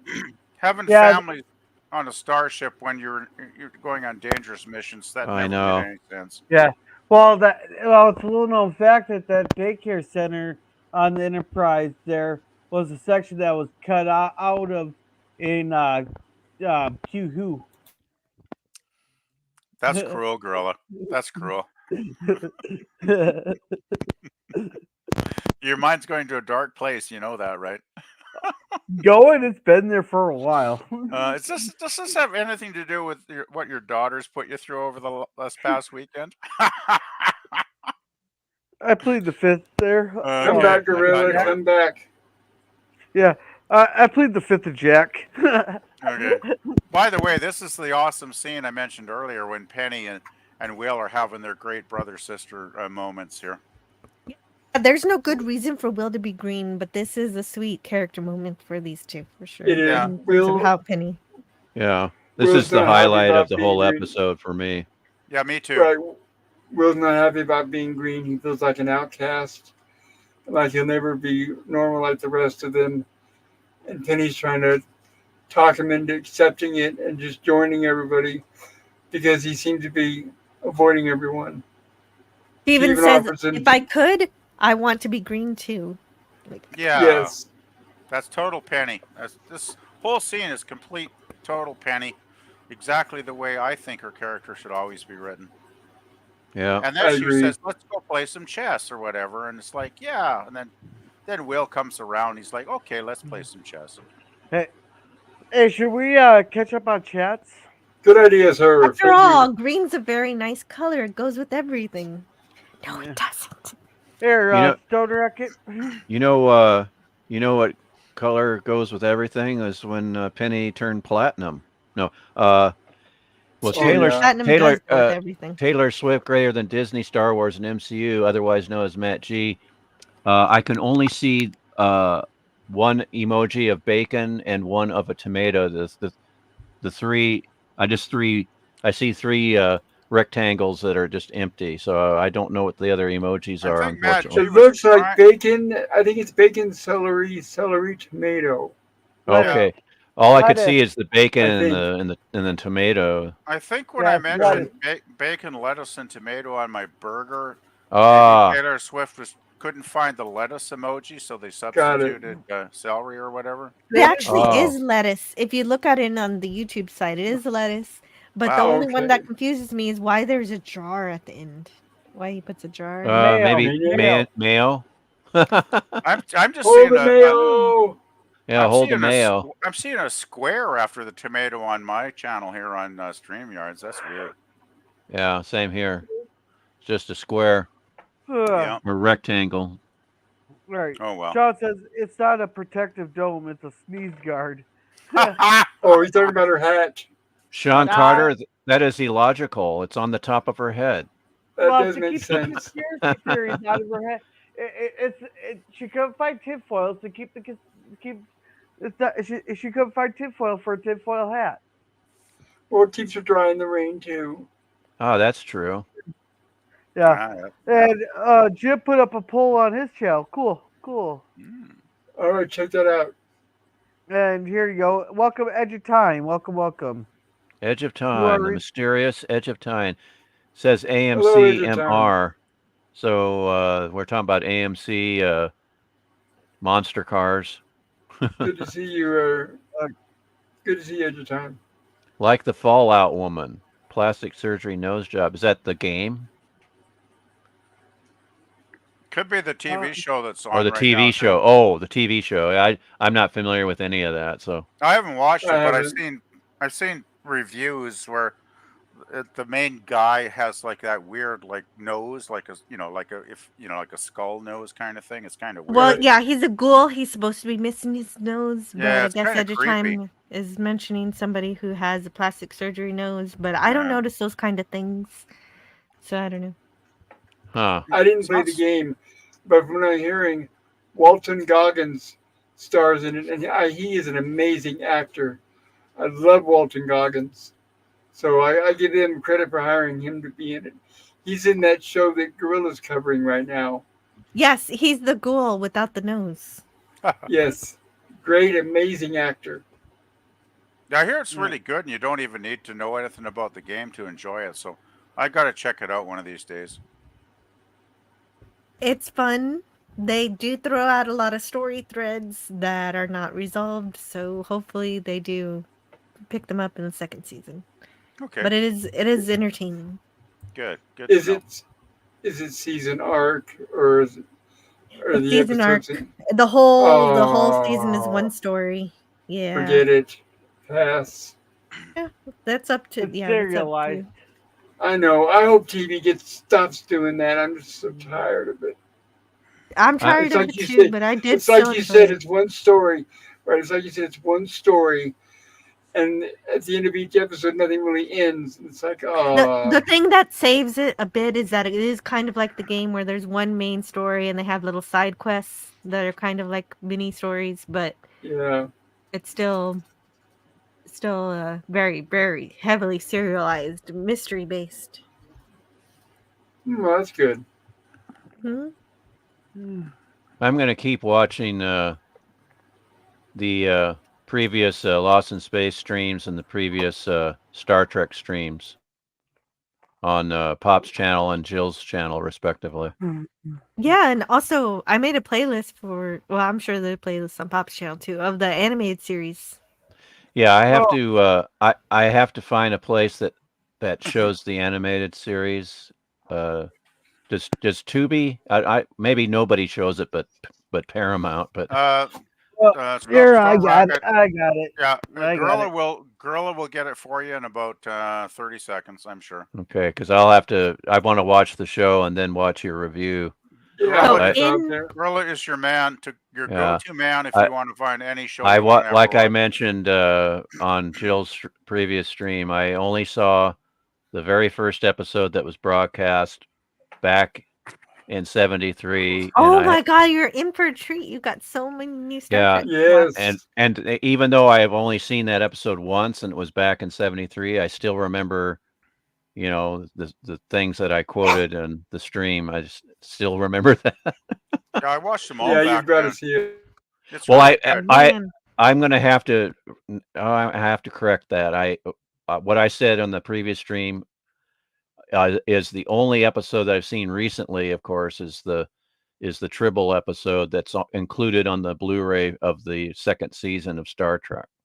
So that I have seen an animated series full episode in the last Oh, that's right. Yes, 10 I have years talked to you because about Fat Tribbles before. yeah, because that is on the Blu-ray along with the Tribbles Trouble with Tribbles episode, and it also has the DS9 Trials and Tribulations. Trials and Tribulations, which I have watched.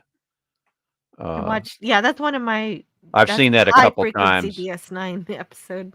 Yeah, it's fun how they integrate all that, and then they they use the footage from Mirror Mirror with Barbara Luna. Instead of Barbara Luna, it's Cisco when he appears on the bridge with Kirk. Yes, that's right. Yeah, it's from So it's from that's how he gets his autograph. yeah. Well, meanwhile, back at the ranch here, I say TV and movie transcripts can be found at https://www.springfield.co.uk. Thank you for dropping that link.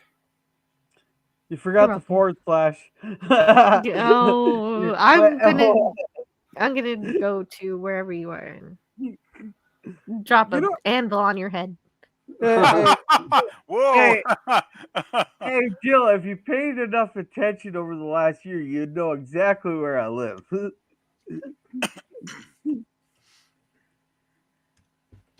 All right, you want to read And this up? who's going to read this one? I'll read it. What the heck? I haven't read many, and I'm happy to. Geek Flag with Nate Knows 1973, well, underscore 1973. But Band-Aid wasn't always copyrighted.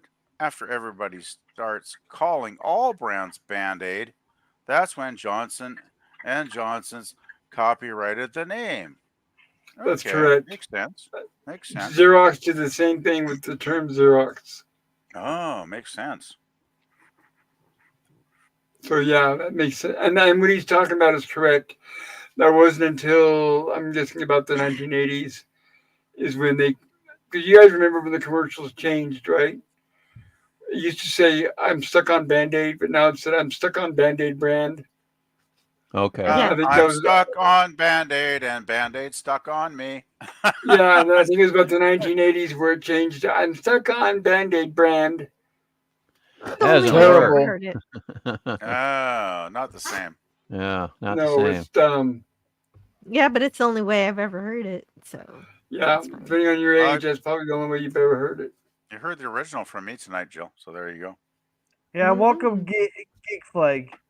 Oh, Hello, Geek Lemon Flag. Pie said, yeah, Lemon Pie says, I wasn't throwing eggs at PvP. It was a tribute to his mastery of eggnog bargain hunting. Okay. Thanks for the Okay. clarification, okay. Lemon Pie.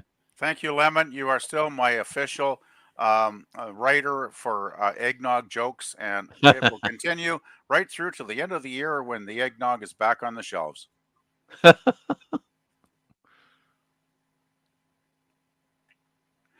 Geek, I agree with Geek here. Uh-oh.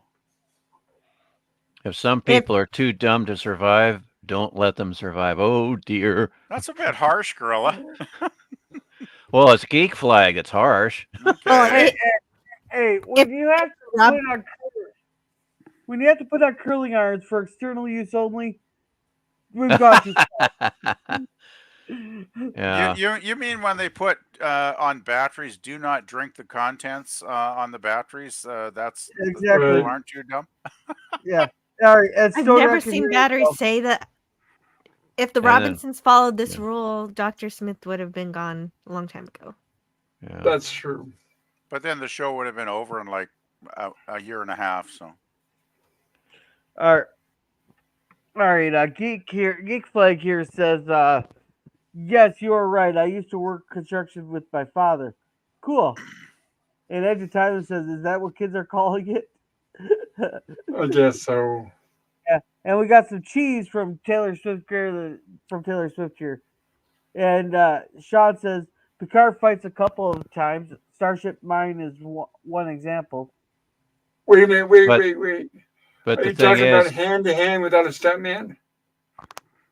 yeah. You know, it's actually Yeah, broken hand to tumble. hand. Yes, yeah, hand to hand. I don't know about the stuntman part because I don't know all the production history of TNG. But So- but Sean Carter, it can't be as cool as Kirk fighting hand to hand. well, how many episodes of Next Generation are there? 160 or some damn thing? 172. Okay, you got 172 episodes of Next Generation. Kirk might fights. People are saying maybe like twice. You got 79 episodes of TOS. Kirk is like kicking butt, like what? Just about every episode, like every other episode, like So there's a Well, he did. bit of a difference there. Yeah, I'd say so. It's the point. My point is just that it seems like they should have had a gym, and they should have all been trained on hand-to-hand combat just in case, because they are part of landing party. Oh, I'm sorry, I'm not allowed Yeah, to say I that think anymore. they do. I think they do mention that they are trained in physical combat Yeah. at Starfleet Academy during Yeah. the Next Generation. Then why Hey, don't they show it? Yeah. Hey, Gorilla, that website doesn't work for me anymore. Oh shit. Oh, sorry for the swear. That link there, it just worked for me. No, it doesn't. It doesn't work for me on my Mac, on my Firefox. operating system, Oh, on Mac. my particular browser. It used to, but a couple months ago it stopped working. All I get is a blank screen, and it's That's because the of soap my today, right? Soap today, and it's Okay. Are and it's because of my ad blocker. Right. So it's that just doesn't work. It used to, but Would you, not anymore. Stone Racket, would you consider using the browser Brave? Do they have a Mac version? Yes. Yeah, I'm not sure, but no, I have an older operating system, so I'm running into some You can snags with download that. older versions, but it's worth checking out. And if you don't like it, you can always delete it.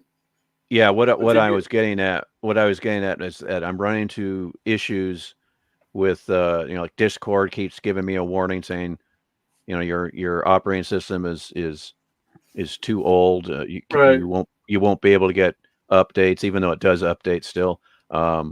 So it's just I have an older computer. I have an older operating system, and I'm a stubborn guy, and I don't want to get a new computer right at the moment. I might get a Well, laptop no, one of these days, but right, but no, but you can get older versions of Brave. yeah, It's worth a try. yeah. I mean, I know I can do that. It's just that will it work? That's if they're asking for, like, if I had a I was newer just Mac. saying, if it doesn't, you can delete it. Right. Yeah. If I had a newer Mac, maybe I could use the soap today. I don't know what the issue is, but it seems to be my ad blocker. Security. It's the particular ad blocker. Have you tried updating your Yeah. ad blocker? It automatically updates. That doesn't make any difference. I have an older operating Yeah. system, and Okay. maybe it doesn't like Safari or Firefox, which is the two browsers I Have you use. tried maybe trying another browser or even trying a different ad blocker? I'm sure there's a few different good ad blockers out there. Well, Brave has a built-in ad blocker. That's why I was recommending it. So I would just say I don't can. give up. I'll try. I'll try the. I'll be brave and try Brave. Be brave. And if it doesn't work, just delete it. No harm. Right. Will do. I'll hopefully it'll work on the soap today because that's got a mess load of stuff. Oh yeah, it's got tons. My girl has sent me so many links to stuff on there. It's like unreal. Unless it's your Mac security that might be stopping it. Could be. Hopefully not. Geek Flag says, "Hey, Captain Picard. Period. Has a mean right hook. Period.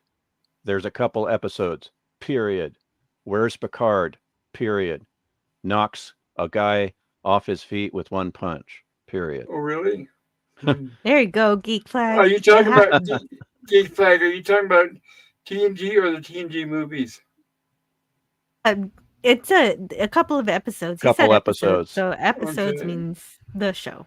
And yeah, right. I do know in the movies, Patrick Stewart's like, I gotta be an action hero now. Yeah, he's Arnold Yeah. Schwarzenegger all of a sudden in the movies.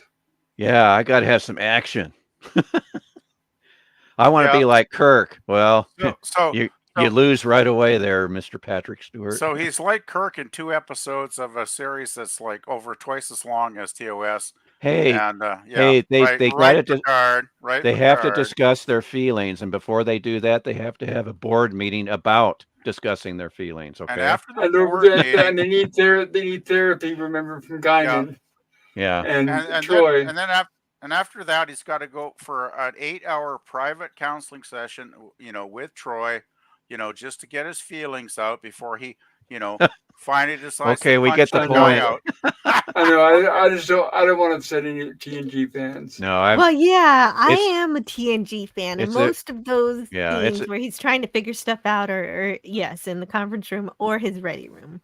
Ready room, conference room. There's a lot of TNG I really like too, Jill. But there's a I lot have it I on don't Blu-ray. like, Just to let everyone know, I have it on Blu-ray.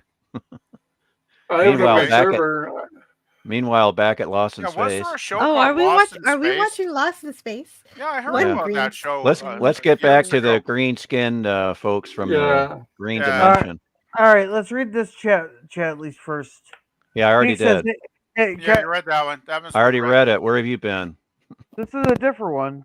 It kept card. No, I already read it. No, that's been read. Okay.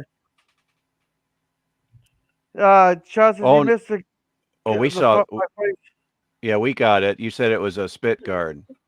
Yeah, we read Yeah, that we out, got it. Sean. Yeah. Sorry we didn't laugh more, Sean. PvP. It's all cool. Okay. Thank you for reminding me, Lemon. 162 days until eggnog season. I've always value your input, buddy. Just keep up the good work. Keep up the good work. Hey, That's all PvP. we got. Have you tried the eggnog with cinnamon mixed in? I have not, but Yeah, you've that given me a new idea for later in the year. Well, my older sister had that this past Christmas. It's ready made, in the carton, but it's Oh. flavored with cinnamon. And I thought, Yeah, we don't that's have not that too here. bad. That's don't not have bad that at here. all. Yeah, I'd have to add some cinnamon on my own, but that's intriguing. I might give that a shot. yeah, Anyway, back at Dr. Smith. yeah. He's talking about fighting Urso. Yes, he has to fight Urso for Athena in order to keep his ability to see the future. And Will's like, well, why don't you just live each day as it comes? And he's Right. like, no. And this hilarious line, I can't help being so attractive to Athena. It's like, yeah, right. So modest. But no, she is. She is totally attracted to him. She keeps saying, Well, yeah, she is. I'm never gonna get why she's attracted to Smith. I'm just never gonna get it. But Brave, I have to say, though, this prop shows up in Trip Through the Robot. Oh, okay. And it's going to be the robot's heart. Try not to be too spoiler. Okay, that is season 2 because that's coming up later. That's later coming in up. Season 2. Not too many episodes from now, probably. There it is. here's your mincemeat. Okay, does he actually say mincemeat, or is that just the way that it's interpreted in? No, it says that right in the text. Yeah, but does the text get it? Sometimes the text is completely wrong. So does he actually say mincemeat, or is the text just interpreting it that way? Yes. It says mincemeat in the script. Okay, that's weird. How does he know about mincemeat? Okay. How do they know anything about her? I'm out. How do they know about caviar and ham? He obviously, exactly. He knows about Earth cuisine. Yeah. Even though he's a Viking man that can only growl most from of the another time. dimension. Yes, it's totally logical, PvP. It's cosmic, man. Cosmic. Cosmic, baby. Oh, jeez. Look at that sparkly helmet, PvP. I do like the helmet. I do like the helmet. They probably had to dress him like that because if they dressed him like Athena, he probably would have looked a little bit silly, right? So. Oh, now I know why this episode makes me mad. What is that? Scene. You want to share? This right here. This is supposedly Smith thinks he's seen his own funeral because they have a human-sized grave with rocks and they're having a eulogy, and it really does look like they're burying somebody. I thought it was Will's grave because it's too short for Smith. I thought it was Will too because he was the only one missing. Yeah, and at Smith's, like, they would have had to chop his legs off or something to fit him in that. You know? But that's part of why the episode's not good because he's like, oh, I'm the only one missing. It must be me. But the robot and Will are missing. Jill, your favorite control panel on the Jupiter 2. It is. It is, and it apparently has a crew member that has died, and they're about to retrieve it. Yeah, it's like. Yeah, can you say capital C for contrived? But anyway. Sorry. A wonderful helper, tireless, loyal. Yeah. And how about those awesome, like, anti-radiation gloves or whatever the heck they are? Like, I'm sure that will definitely keep Dawn safe, you know? This is the most beloved member. The atomic cooker's heating coils are shot. Well, what are they doing there? What is the function of the atomic cooker? What are they doing there? Shouldn't that be down the galley? Is it making food? It's like what? Yeah, that's in the morning when Maureen is like scrambling eggs or whatever. The atomic cooker makes it cook in like 2 seconds. You know. Yeah, but what's the component doing up on the upper deck? That's what I don't know. It's confusing. I'm confused. All I know is that everybody's broken up about it enough to love- have a human funeral for it. I did love those Yes. anti-radiation gloves though that Don had on. They were hilarious, I gotta say. Mittens. Yeah, PvP. Yeah. Get it right. They're cute silver mittens. Yeah, but they were supposed to be like protective, Now they space are. Yes. gloves, cosmic gloves, and They are cosmic. By the way, is this the first time in the series we've actually seen Smith doing work? Because I gotta say, if you're chiseling out a gravestone, you're gonna have to use some muscles to do that. Well, remember he made that statue and blast off from space. Yeah. Yeah. Hey, PvP. But It's not that still. he's weak. It's not that he's weak. It's that he's lazy. Yeah. Okay. Okay. I guess he's got more muscles than I realize. Hey, and I'll give So that scene he a has a bonus point. motivation. A bonus point in that scene with the gravestone. I think he actually mentions Michelangelo, which was like, yeah, nice touch. Nice touch. But he is no Because you don't get Michelangelo. Michelangelo in too many TV series unless you're talking about Turtles or something. Speaking of green things, Will is green, so the robot says you gotta fight so that Will can be turned back to normal. There you go. And Assuming Smith's like, that's well, going to do it, right? since I'm gonna die anyway, I will do this thing.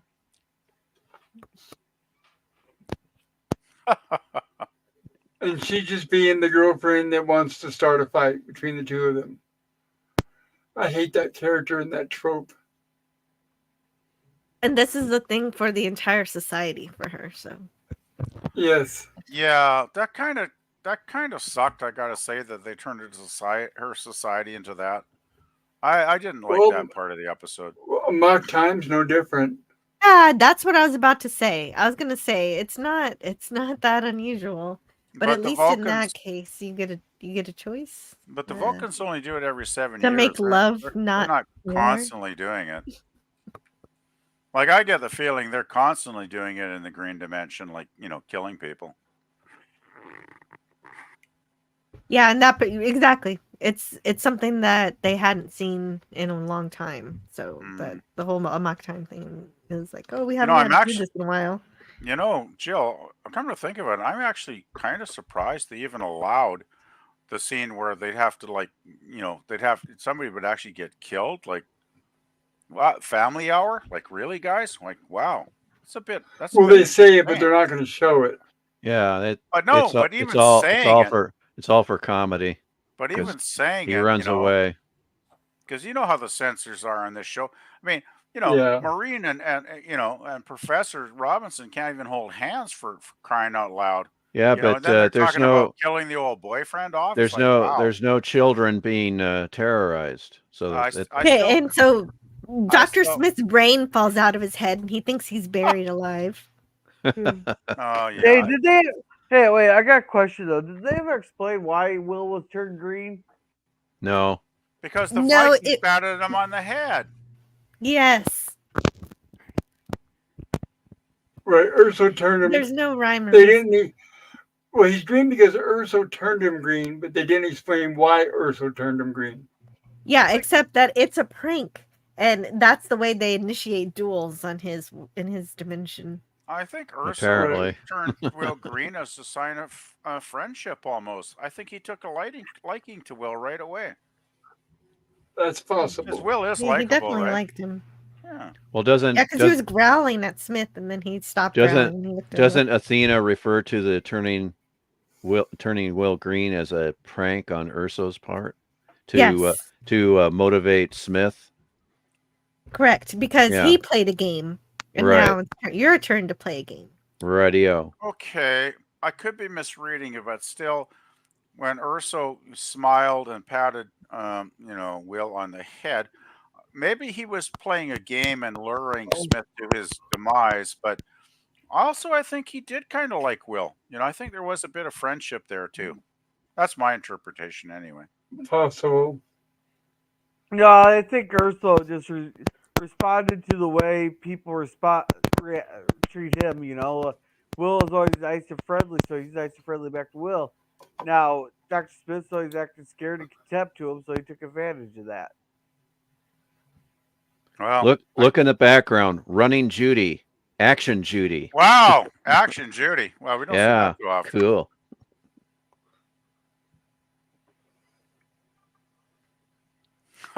There we go. He's roaring again. There he is, It- threatening again, right? I keep thinking of in the valley of the jolly ho ho ho green giant. Yeah, really. Yeah. I mean, he's dressed like the green But his giant. mic is popping a bit. Yeah. Yeah, I noticed. I hope that's not mine, because No, it's gorillas. okay, good, because I paid like almost $100 for this damn thing, and it has tangled up a few times. Language. Oh, sorry. Darn thing. Please, PvP. Oh. But McCoy says. There's that mist again. And he And just turned Will back. Will is back. Oh, what a relief. Scary mean, They don't cat have to at the do turn. they won't have to do the makeup every week. though. I don't know Right. about you, Jill, but I was greatly relieved. Because I was worried there. They're going to have Will be green all the time. And they just miraculously wrap everything up here in like 2 or 3 sentences. Yeah. Everything, yeah, every day he'd have to just like, oh well, I'm green now, and now I need to eat our fuel, and that would be the ongoing drama of the episodes. But I think he said he wasn't interested in eating the fuel. No, So I know. You're saying But that I'm saying- eventually. Oh, you're saying for the drama they would. Yeah, make... eventually his physiology is going to switch over Oh, to the dear. green dimension. Yes. Oh dear. He said, yeah, I know. In this episode, he says, I'm not ready to fly yet. Love is a plate of spinach, Jill. This is the stupidest line in this episode. Okay, sorry. So Dr. Smith has a practical joke played on him, apparently. Yeah, who put that hard on there? That's like the episode of the Practical Joker on the animated series. Yes, you're right. Only that one was actually, well, at least that one was entertaining.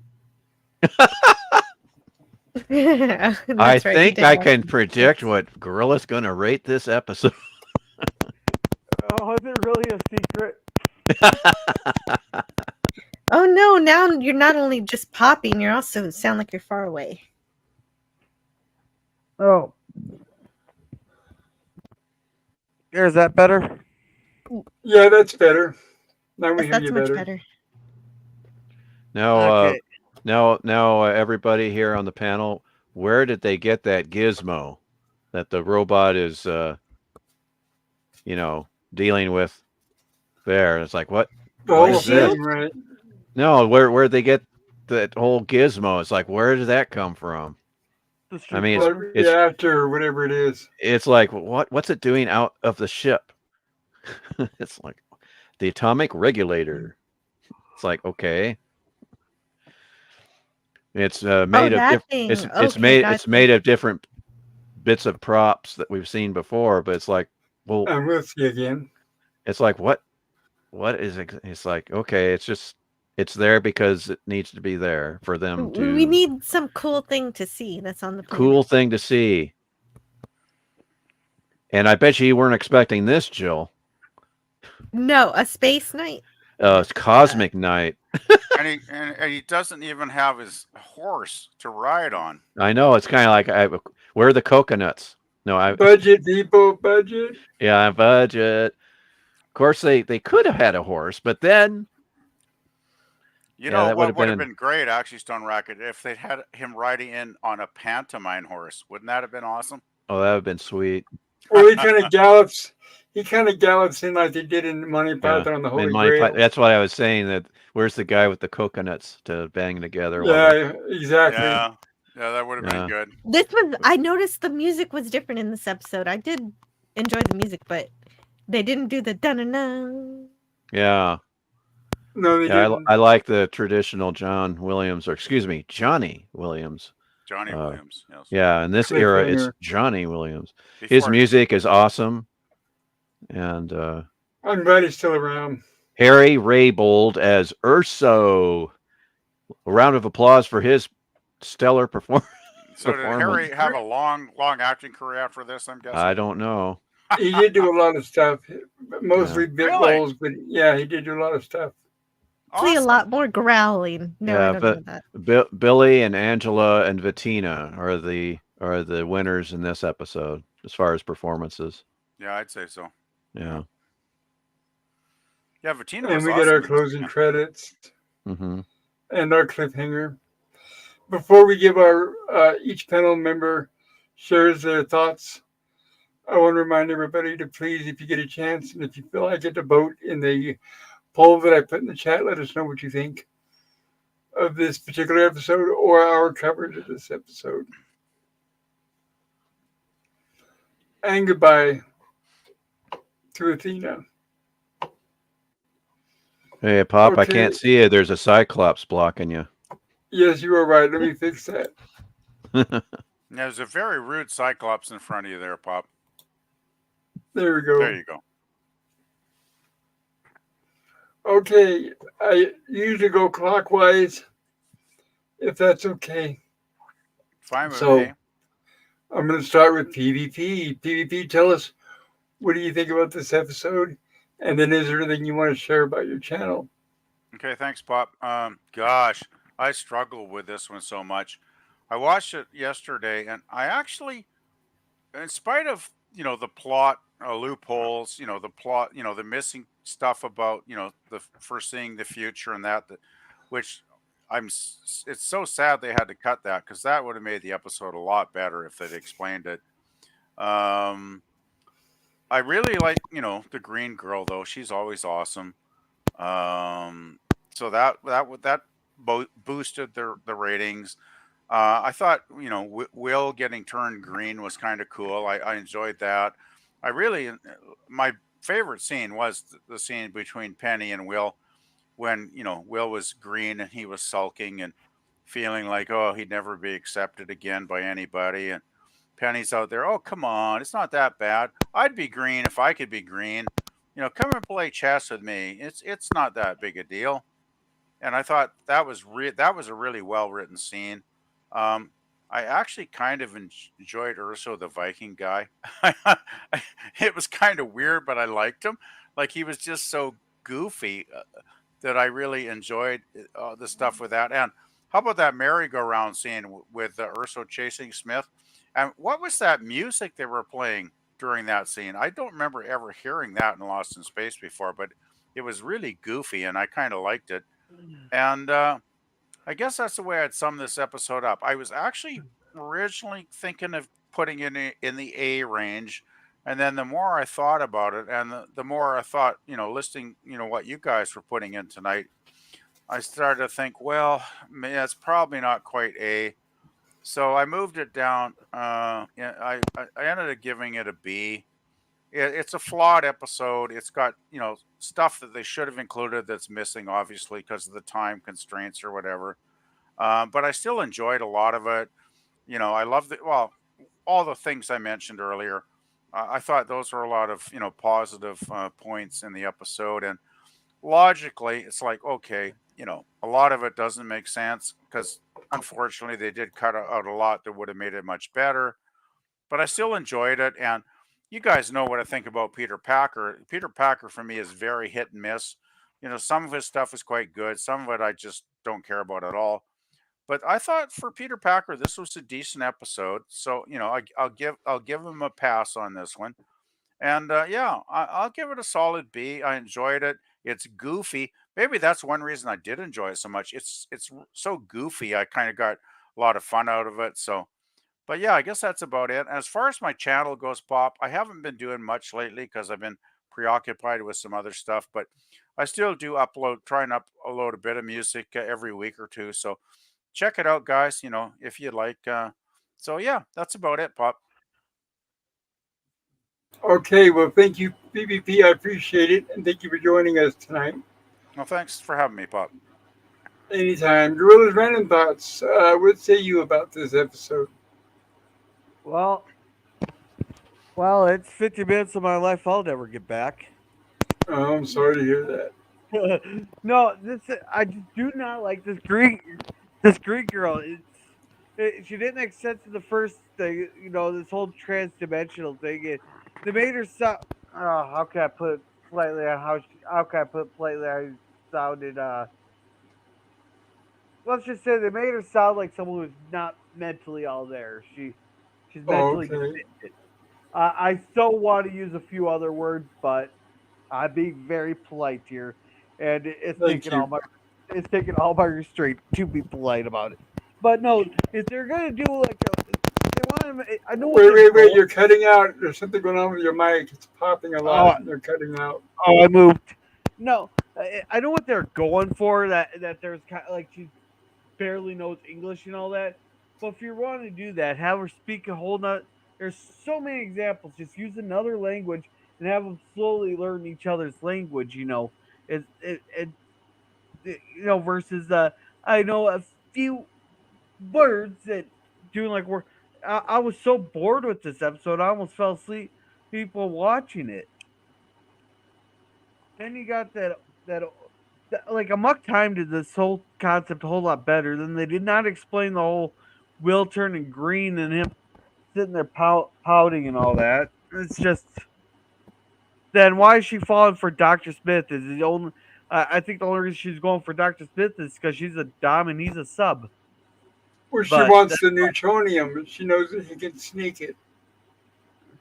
oh, so another used it. I gave this a hard F. Well, Okay. you do have a point there. All of the men in her dimension look more or less like the Viking, and so she likes finding a softer looking male. Uh, uh, So So what you're tell us about. Go ahead. so Jill, you're saying that Athena wanted a doughy looking kind of guy. she wanted a submissive guy. Yeah, that's So what I tell was us, getting at. tell us about your channel, Gorilla. Well, let's see. On Wednesdays we watch 2 episodes of Justified. This week's cringe stock will be Adam Sandler's Jack and Jill. Uh, oh man, Oh my that god. and I I consider I enjoy quite a few of Adam Sandler's movies. Like Anger Management was pretty. I thought it was decent. I love the movie Click. Happy Gilmore, Billy Madison were all right. Stuff. But then we got to Jack and Jill. It's like, what are we even watching? So that tells you anything about this movie we're going to be watching. All for our entertainment, of course. Then Want to know if that's Al Pacino's biggest regret? I don't know, but Well, after you do the review, let me know. That's the only thing I'm oh, curious come about. watch it with us. Come watch it No, with us on I'm not gonna do Thursday. that. No thanks. No Oh, thanks. oh, come on! The floating building was enough for you. I can't do Adam Sandler myself. So, Jill, Oh, I'm like Gorilla. I like all those other movies you mentioned, but not this one. Jill, Yes. are you saying you have standards? Oh, I think she one or learned her two. lesson from the Okay, floating building. good. I think she learned her lesson from the floating building down Broadway Avenue in San Francisco. I'm still having nightmares about that, Gorilla. Well, I'm still having nightmares about Up, so Well, that's good, but Up was far more extreme than the floating building. But yeah, anyway, I'll be quiet now. yeah, but for the Waltons, we're watching the episode after the system, which I cannot remember the title of. I believe it's season 3, episode 7. We'll be reviewing on Friday. Then our Saturday review will be Fallen. Then I got a poll up in my community tab there for Sunday night for our Sunday cinema there. So make sure that go vote in that, and it is Chicago rules of vote early and vote often. And I have a bunch of shorts up on my channel that Pop likes me to mention, and hopefully maybe I can find time sometime this weekend to do another Keys to the Kingdom video. I haven't done one in a couple months. That's about it. All right. Well, thank you, Gorilla. And we'll see you, Jill, about tonight's episode and I your have channel. things to say, but before I get into my review, there was one thing I didn't mention early on at the beginning of the episode when Dr. Smith, it's something I liked, is when Dr. Smith turned off the electronic telescope, the the music for the other dimension went off, indicating that they closed the dimension. So I really enjoyed that, and I'm mentioning something I like. Yeah, it was very abrupt, but you're right. That's what it felt like to me, and so it's kind of cool. But this concept didn't work last time. I don't know why they decided to bring the Green Lady back again, except for the fact that I know that the actress loved her role. But you explained all this stuff to me earlier, and in that she's a recurring actress that that Irwin likes to reuse. And I know she has fun with this character, so that's nice. But and yes, I understand she's alien learning English, but I'm gonna sound a bit like Gorilla saying I didn't have a whole lot of fun hearing her speak like the stereotype for a cave woman or something with the broken English. It was a bit odd and annoying, and but I do appreciate the meaning behind it. This electronic telescope is basically whatever the plot needs it to be. It's the potential danger, it's the window to another dimension, it shows the future, it shows us the Earth constellations, it does everything.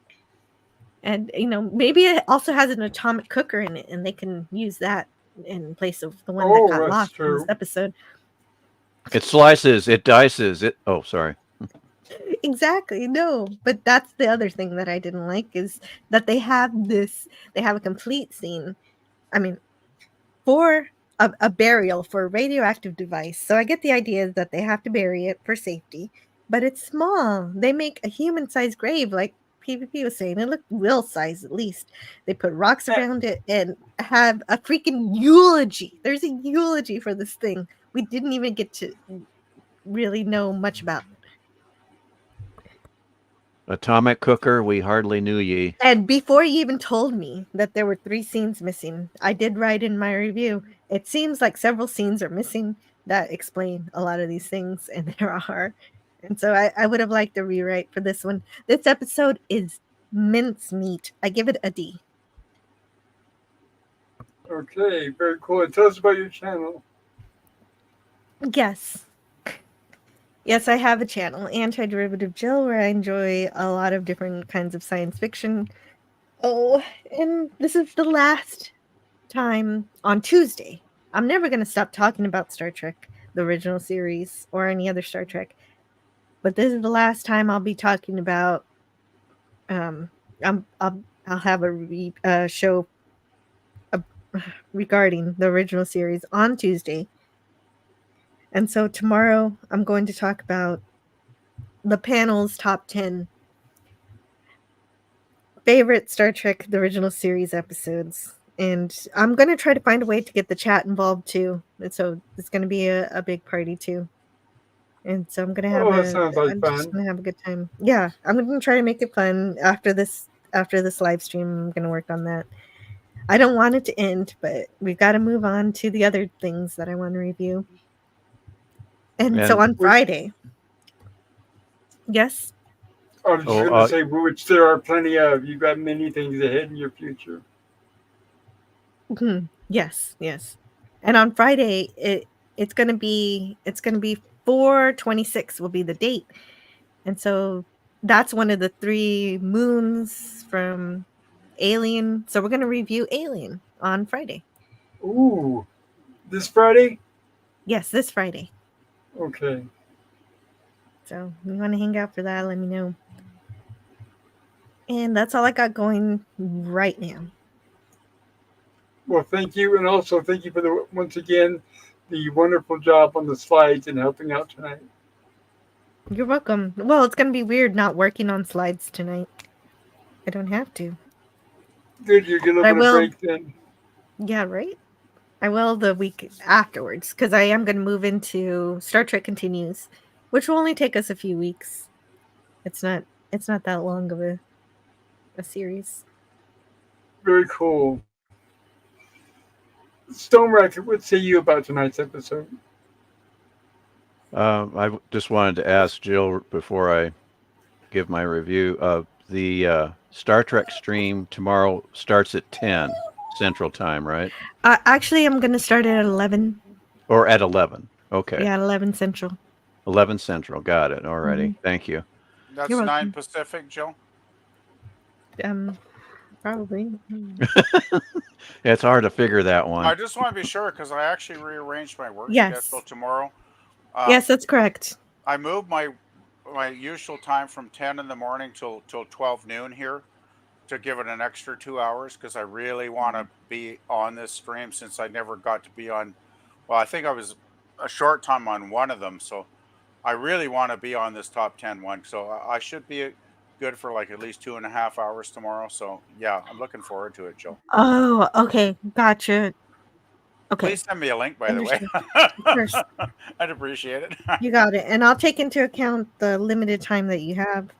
Yeah, I Really good. usually try and start to set up about at least 15 or 20 minutes before because I have some technical stuff I always need to set up. So, yeah, but I should be good for about 2.5 hours, Jill. Okay, great. Well, and if you do have to leave early, you just give us the rest of your list before you go. Well, hopefully I can. And that's all I have. Hopefully I can get my list in there before I have to leave, but, shouldn't take too long. Okay, is that all, Stone Racket? Is that all for your review? No, I haven't done my review. I like Jill. I gave this episode a D, and the cringe. Yeah, this episode didn't do much for me at all. I already talked about the highlight for me was the scene between Penny and Will. Thought that was really nice, touching scene, and I liked the return of Athena was fine because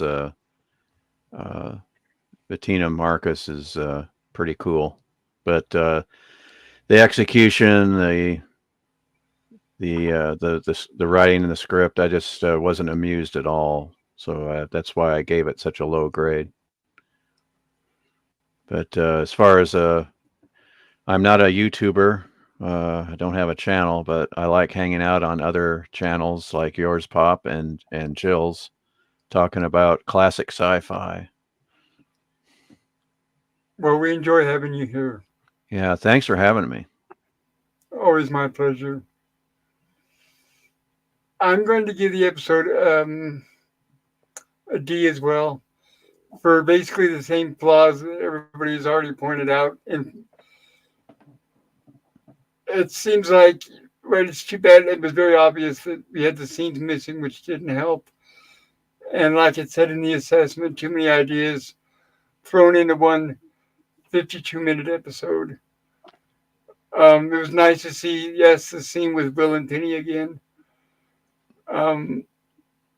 It was nice to see that the first appearance of the prop, like I said, will be showing up in Trip with the robot here fairly soon. And another scene that we all seem to be mentioning too is the funeral scene. That I don't know if you guys realized or not, but if you've got a device that's radioactive, why bury it right next to the ship? Exactly. I mean, I would have taken it in the chariot for several miles, maybe even on the other side of the planet, and buried it there. But oh well, that's me, right? On top of the funeral itself being completely ridiculous. But yeah, I give it a D.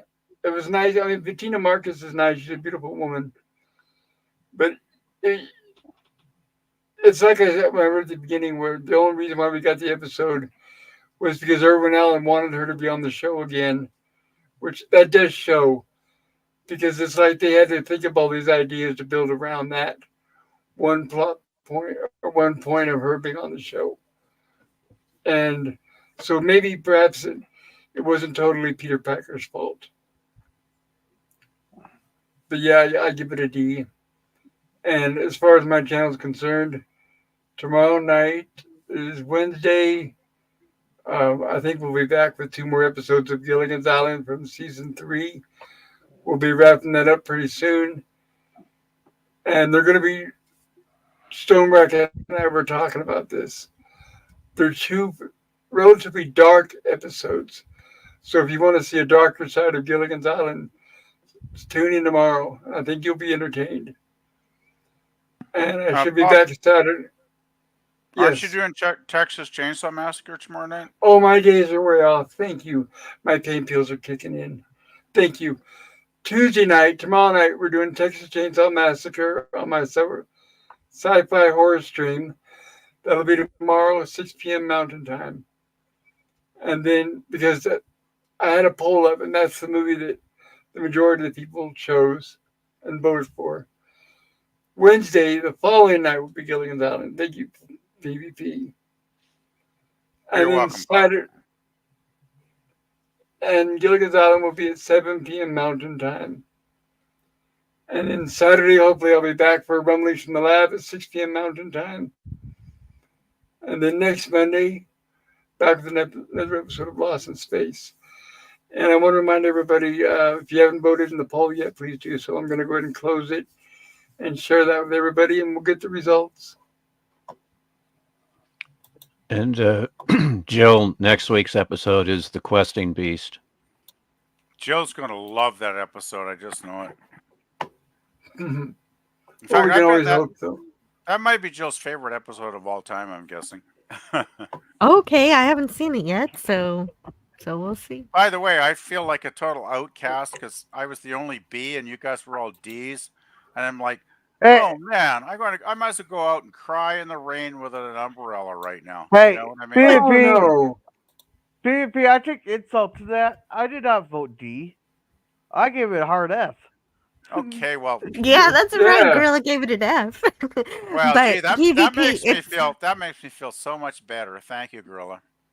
No, but you liked her last time too, so it makes sense that you gave it a B, and it's good for I you to knew the give your episode. honest opinion. That's what we want here. Oh, thanks, Jill. But I liked the episode, even though I realized it was totally stupid and goofy and silly. But I liked the Will and Penny scene, and I liked the Green Lady, and so yeah, I probably could have put it down to a C, but I still enjoyed Yeah, Oh, it. you don't the have, Will you don't and have to Penny part defend was your rating. the whole reason.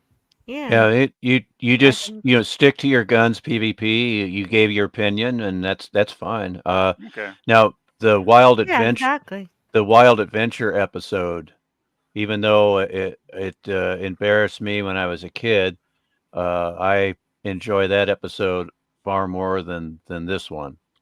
But she was breathing in zero oxygen. Yeah, but there's all kinds of cool stuff before we get to the Green Lady in that episode. Oh well. You know, and I would give Wild Adventure a B. Well, that's good.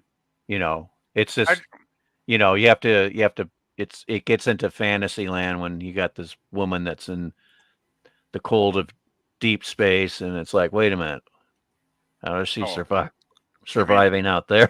You mean Lost in Space goes into fantasy? Gosh, I never realized that.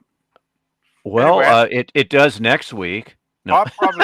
Pop probably wants to read the poll. You got it. Well, here. it was even worse than that. Everybody was out of character in that episode. I think that one was worse than this one. Oh you, my Jill. goodness. Thank you, Jill.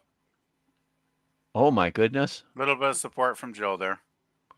Well, that's why I like the variety of opinions. That's why I always encourage everybody, don't apologize for your opinion. That's what we're here for, to be honest. So it looks like, thank you for everybody for participating in the poll. We got 14 votes. What grade would you give The Girl from the Green Dimension?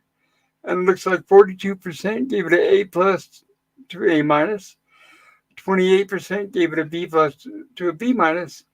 21% D plus to an F minus. And 7% gave it a C plus to a C minus.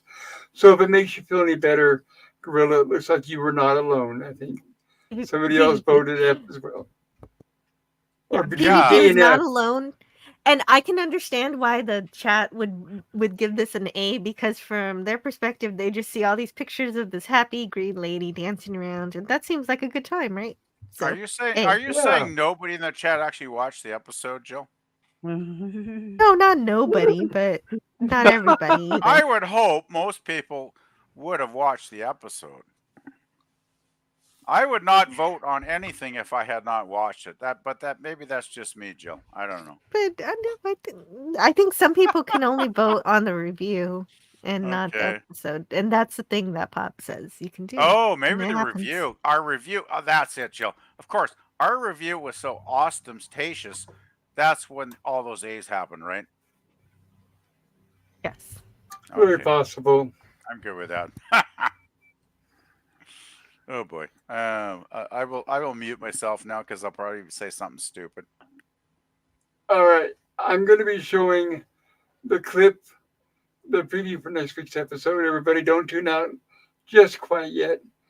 Is there anything anybody wants to say here before we close out our stream? Oh, that's right. Thank you. Gorilla, can you help me close out the chat and catch us up on that? Yes. Geek says, well, Thank in you. some places you can get alcoholic eggnog now. I thought eggnog was the only reason you drank it was because it had alcohol in it. Yeah, but I don't think you can get it. Well, you can't get eggnog here at all, and I've never seen. Well, actually, at the liquor store during Christmas they do have it, but it's way overpriced. So yeah. Yeah, I really mix Yeah, it myself. Huh. Plus, you want to be able to give some to the kids. Yeah. Gerby says, start saving up those loonies. There is not alcoholic eggnog. See, Gerby's in the same boat as I am. There's not alcoholic eggnog. Hey, Lemon. There's no such thing as non-alcoholic eggnog once I get through with it, buddy. Just saying. Rum. There's always that rum saying eggnog. Okay.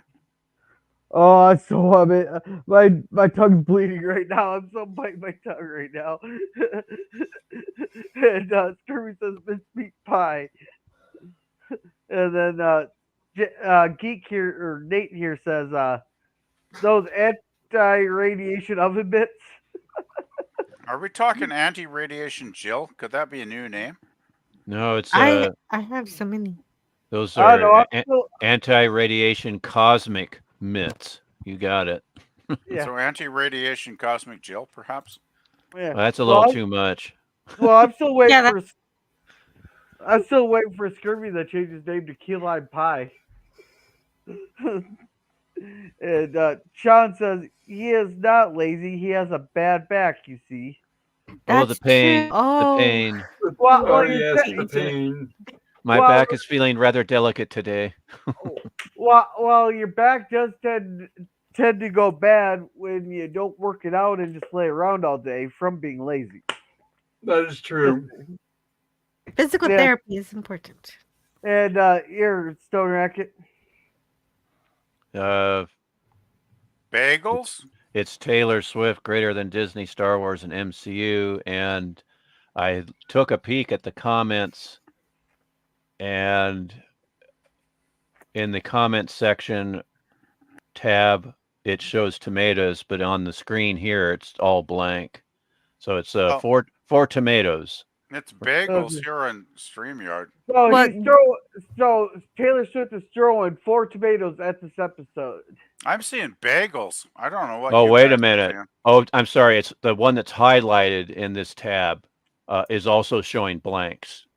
It's He the posts both of these things. He posts bagels and then he also later posts tomatoes. yeah, the last chat Got is it. tomatoes. Okay, so this one's bagels. I wonder why that doesn't show up. Doggone it. It's an old. You're running an older version probably. No, I have the latest version of Firefox for Mac. So. No, like you said, you got an older system. Maybe the system's just not processing the emojis.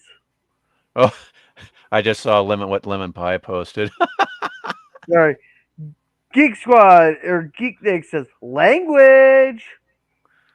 Yeah. And Geek says, Dr. Smith could have played a pretty good Joker back in the day. He probably could have. All right. Scurvy here says Smith called the robot Lugubrious Laggard. I should have just had Jill read that one. Lugubrious Luggard, yeah.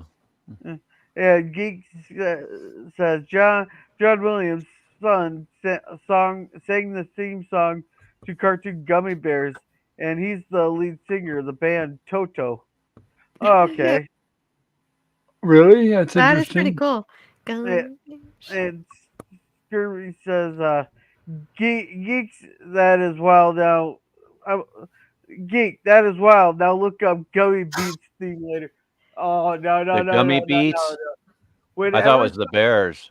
When someone ever tells you to Google something, just don't. Like, never Google the dinosaur with which dinosaur had 500 teeth, or never look up, or never Google 1992 alien movie. Just never do that. And welcome the man of Hello, many Cody words, guy. Cody guy. Hi, Yeah, we're Cody. just closing it up, Cody guy. Sorry, we're just closing it up the stream here. Yeah. It's good to see you, Cody. Yeah, Geek says the Jolly Green wanted the Pillsbury Doughboy. Oh yeah. Oh, yes. There is the chat of the night. Right there. Should have been the title of this episode. But you're saying the Jolly Green Girl from the Fifth Dimension? Is that the title, Jill? No. Jolly Green Giant wanted the Pillsbury Doughboy. That is good. That is good. Actually, if you combine the Doughboys products with the Jolly Greens products, that might be kind of delicious, actually. I'll take your word for it. Depends on what you. Thank you for posting my channel. Lemon pie. Yeah. Very sweet. And There's the tomatoes. Yeah. Tomatoes. And Scurvy says, there are 4 bagels. That's what Bagels. I thought there were 5 bagels. Uh-oh. I mean, somebody has got left out. Oh no. Hey, well, if you want to go with that, you know how they're saying that he's trying to convince them there's 5 lights, and Picard says there was 4 lights. But if you want to get very technical, there was technically 5 lights. There's the 4 up top, and then there was one on his little remote control shock collar thing. I saw other lights. When you pause it, you do see other lights. So there were more. Well, you see the 4 there initially, but then at the screenshot there, you can see the light up, a light on his remote control. So technically, there was 5 lights. Mm. And welcome, Daniel's Hot Topics. Welcome. Just got Hey, Daniel. Hello, Daniel. Good to see you, Daniel. Yeah. And Geek says, good night, guys. It was fun always. Have a good night, Geek. Yeah, you too. Good night. Daniel says, the Deadpool Wolverine trailer was off the hook. Well, I'm glad you enjoyed it there, Daniel. I need to go watch that. I still haven't. Yeah. All right, Pop, we're ready. Thank you. Okay, everybody. I'm going to show the trailer for next week's episode. Once again, take care of yourself and your family. Stay warm. If you have to work tomorrow, drive safe. Try to get plenty of sleep. Good night. And I will see you all soon. And give me a moment here to pull it up. Next time on Lost in Space. Right. I wish I had next you will time. recall. You will, Jill. Star Trek continues. That's true. Star Trek continues. Old Man Apollo. No. I'm looking forward to right. that. That would be great, Jill. Actually, I didn't know you were going to do continuous. That'd be awesome. I am. But right now, we're going to have the trailer for next time on Lost Right. in Space. Yes. Good night, everybody. Good night, Pop. Good night, everybody. Good night, everybody. Good night, guys. Such a hurry to grow up. It isn't really worth it. What is honor, Sagramonti of Antare, of belief in dragons and brave knights and honor? Oh, all day I've had the strangest feeling as though there's something watching us. Will, what has happened to you? Not angry, just disappointed. Sagramonti is going to fight the beast at dawn.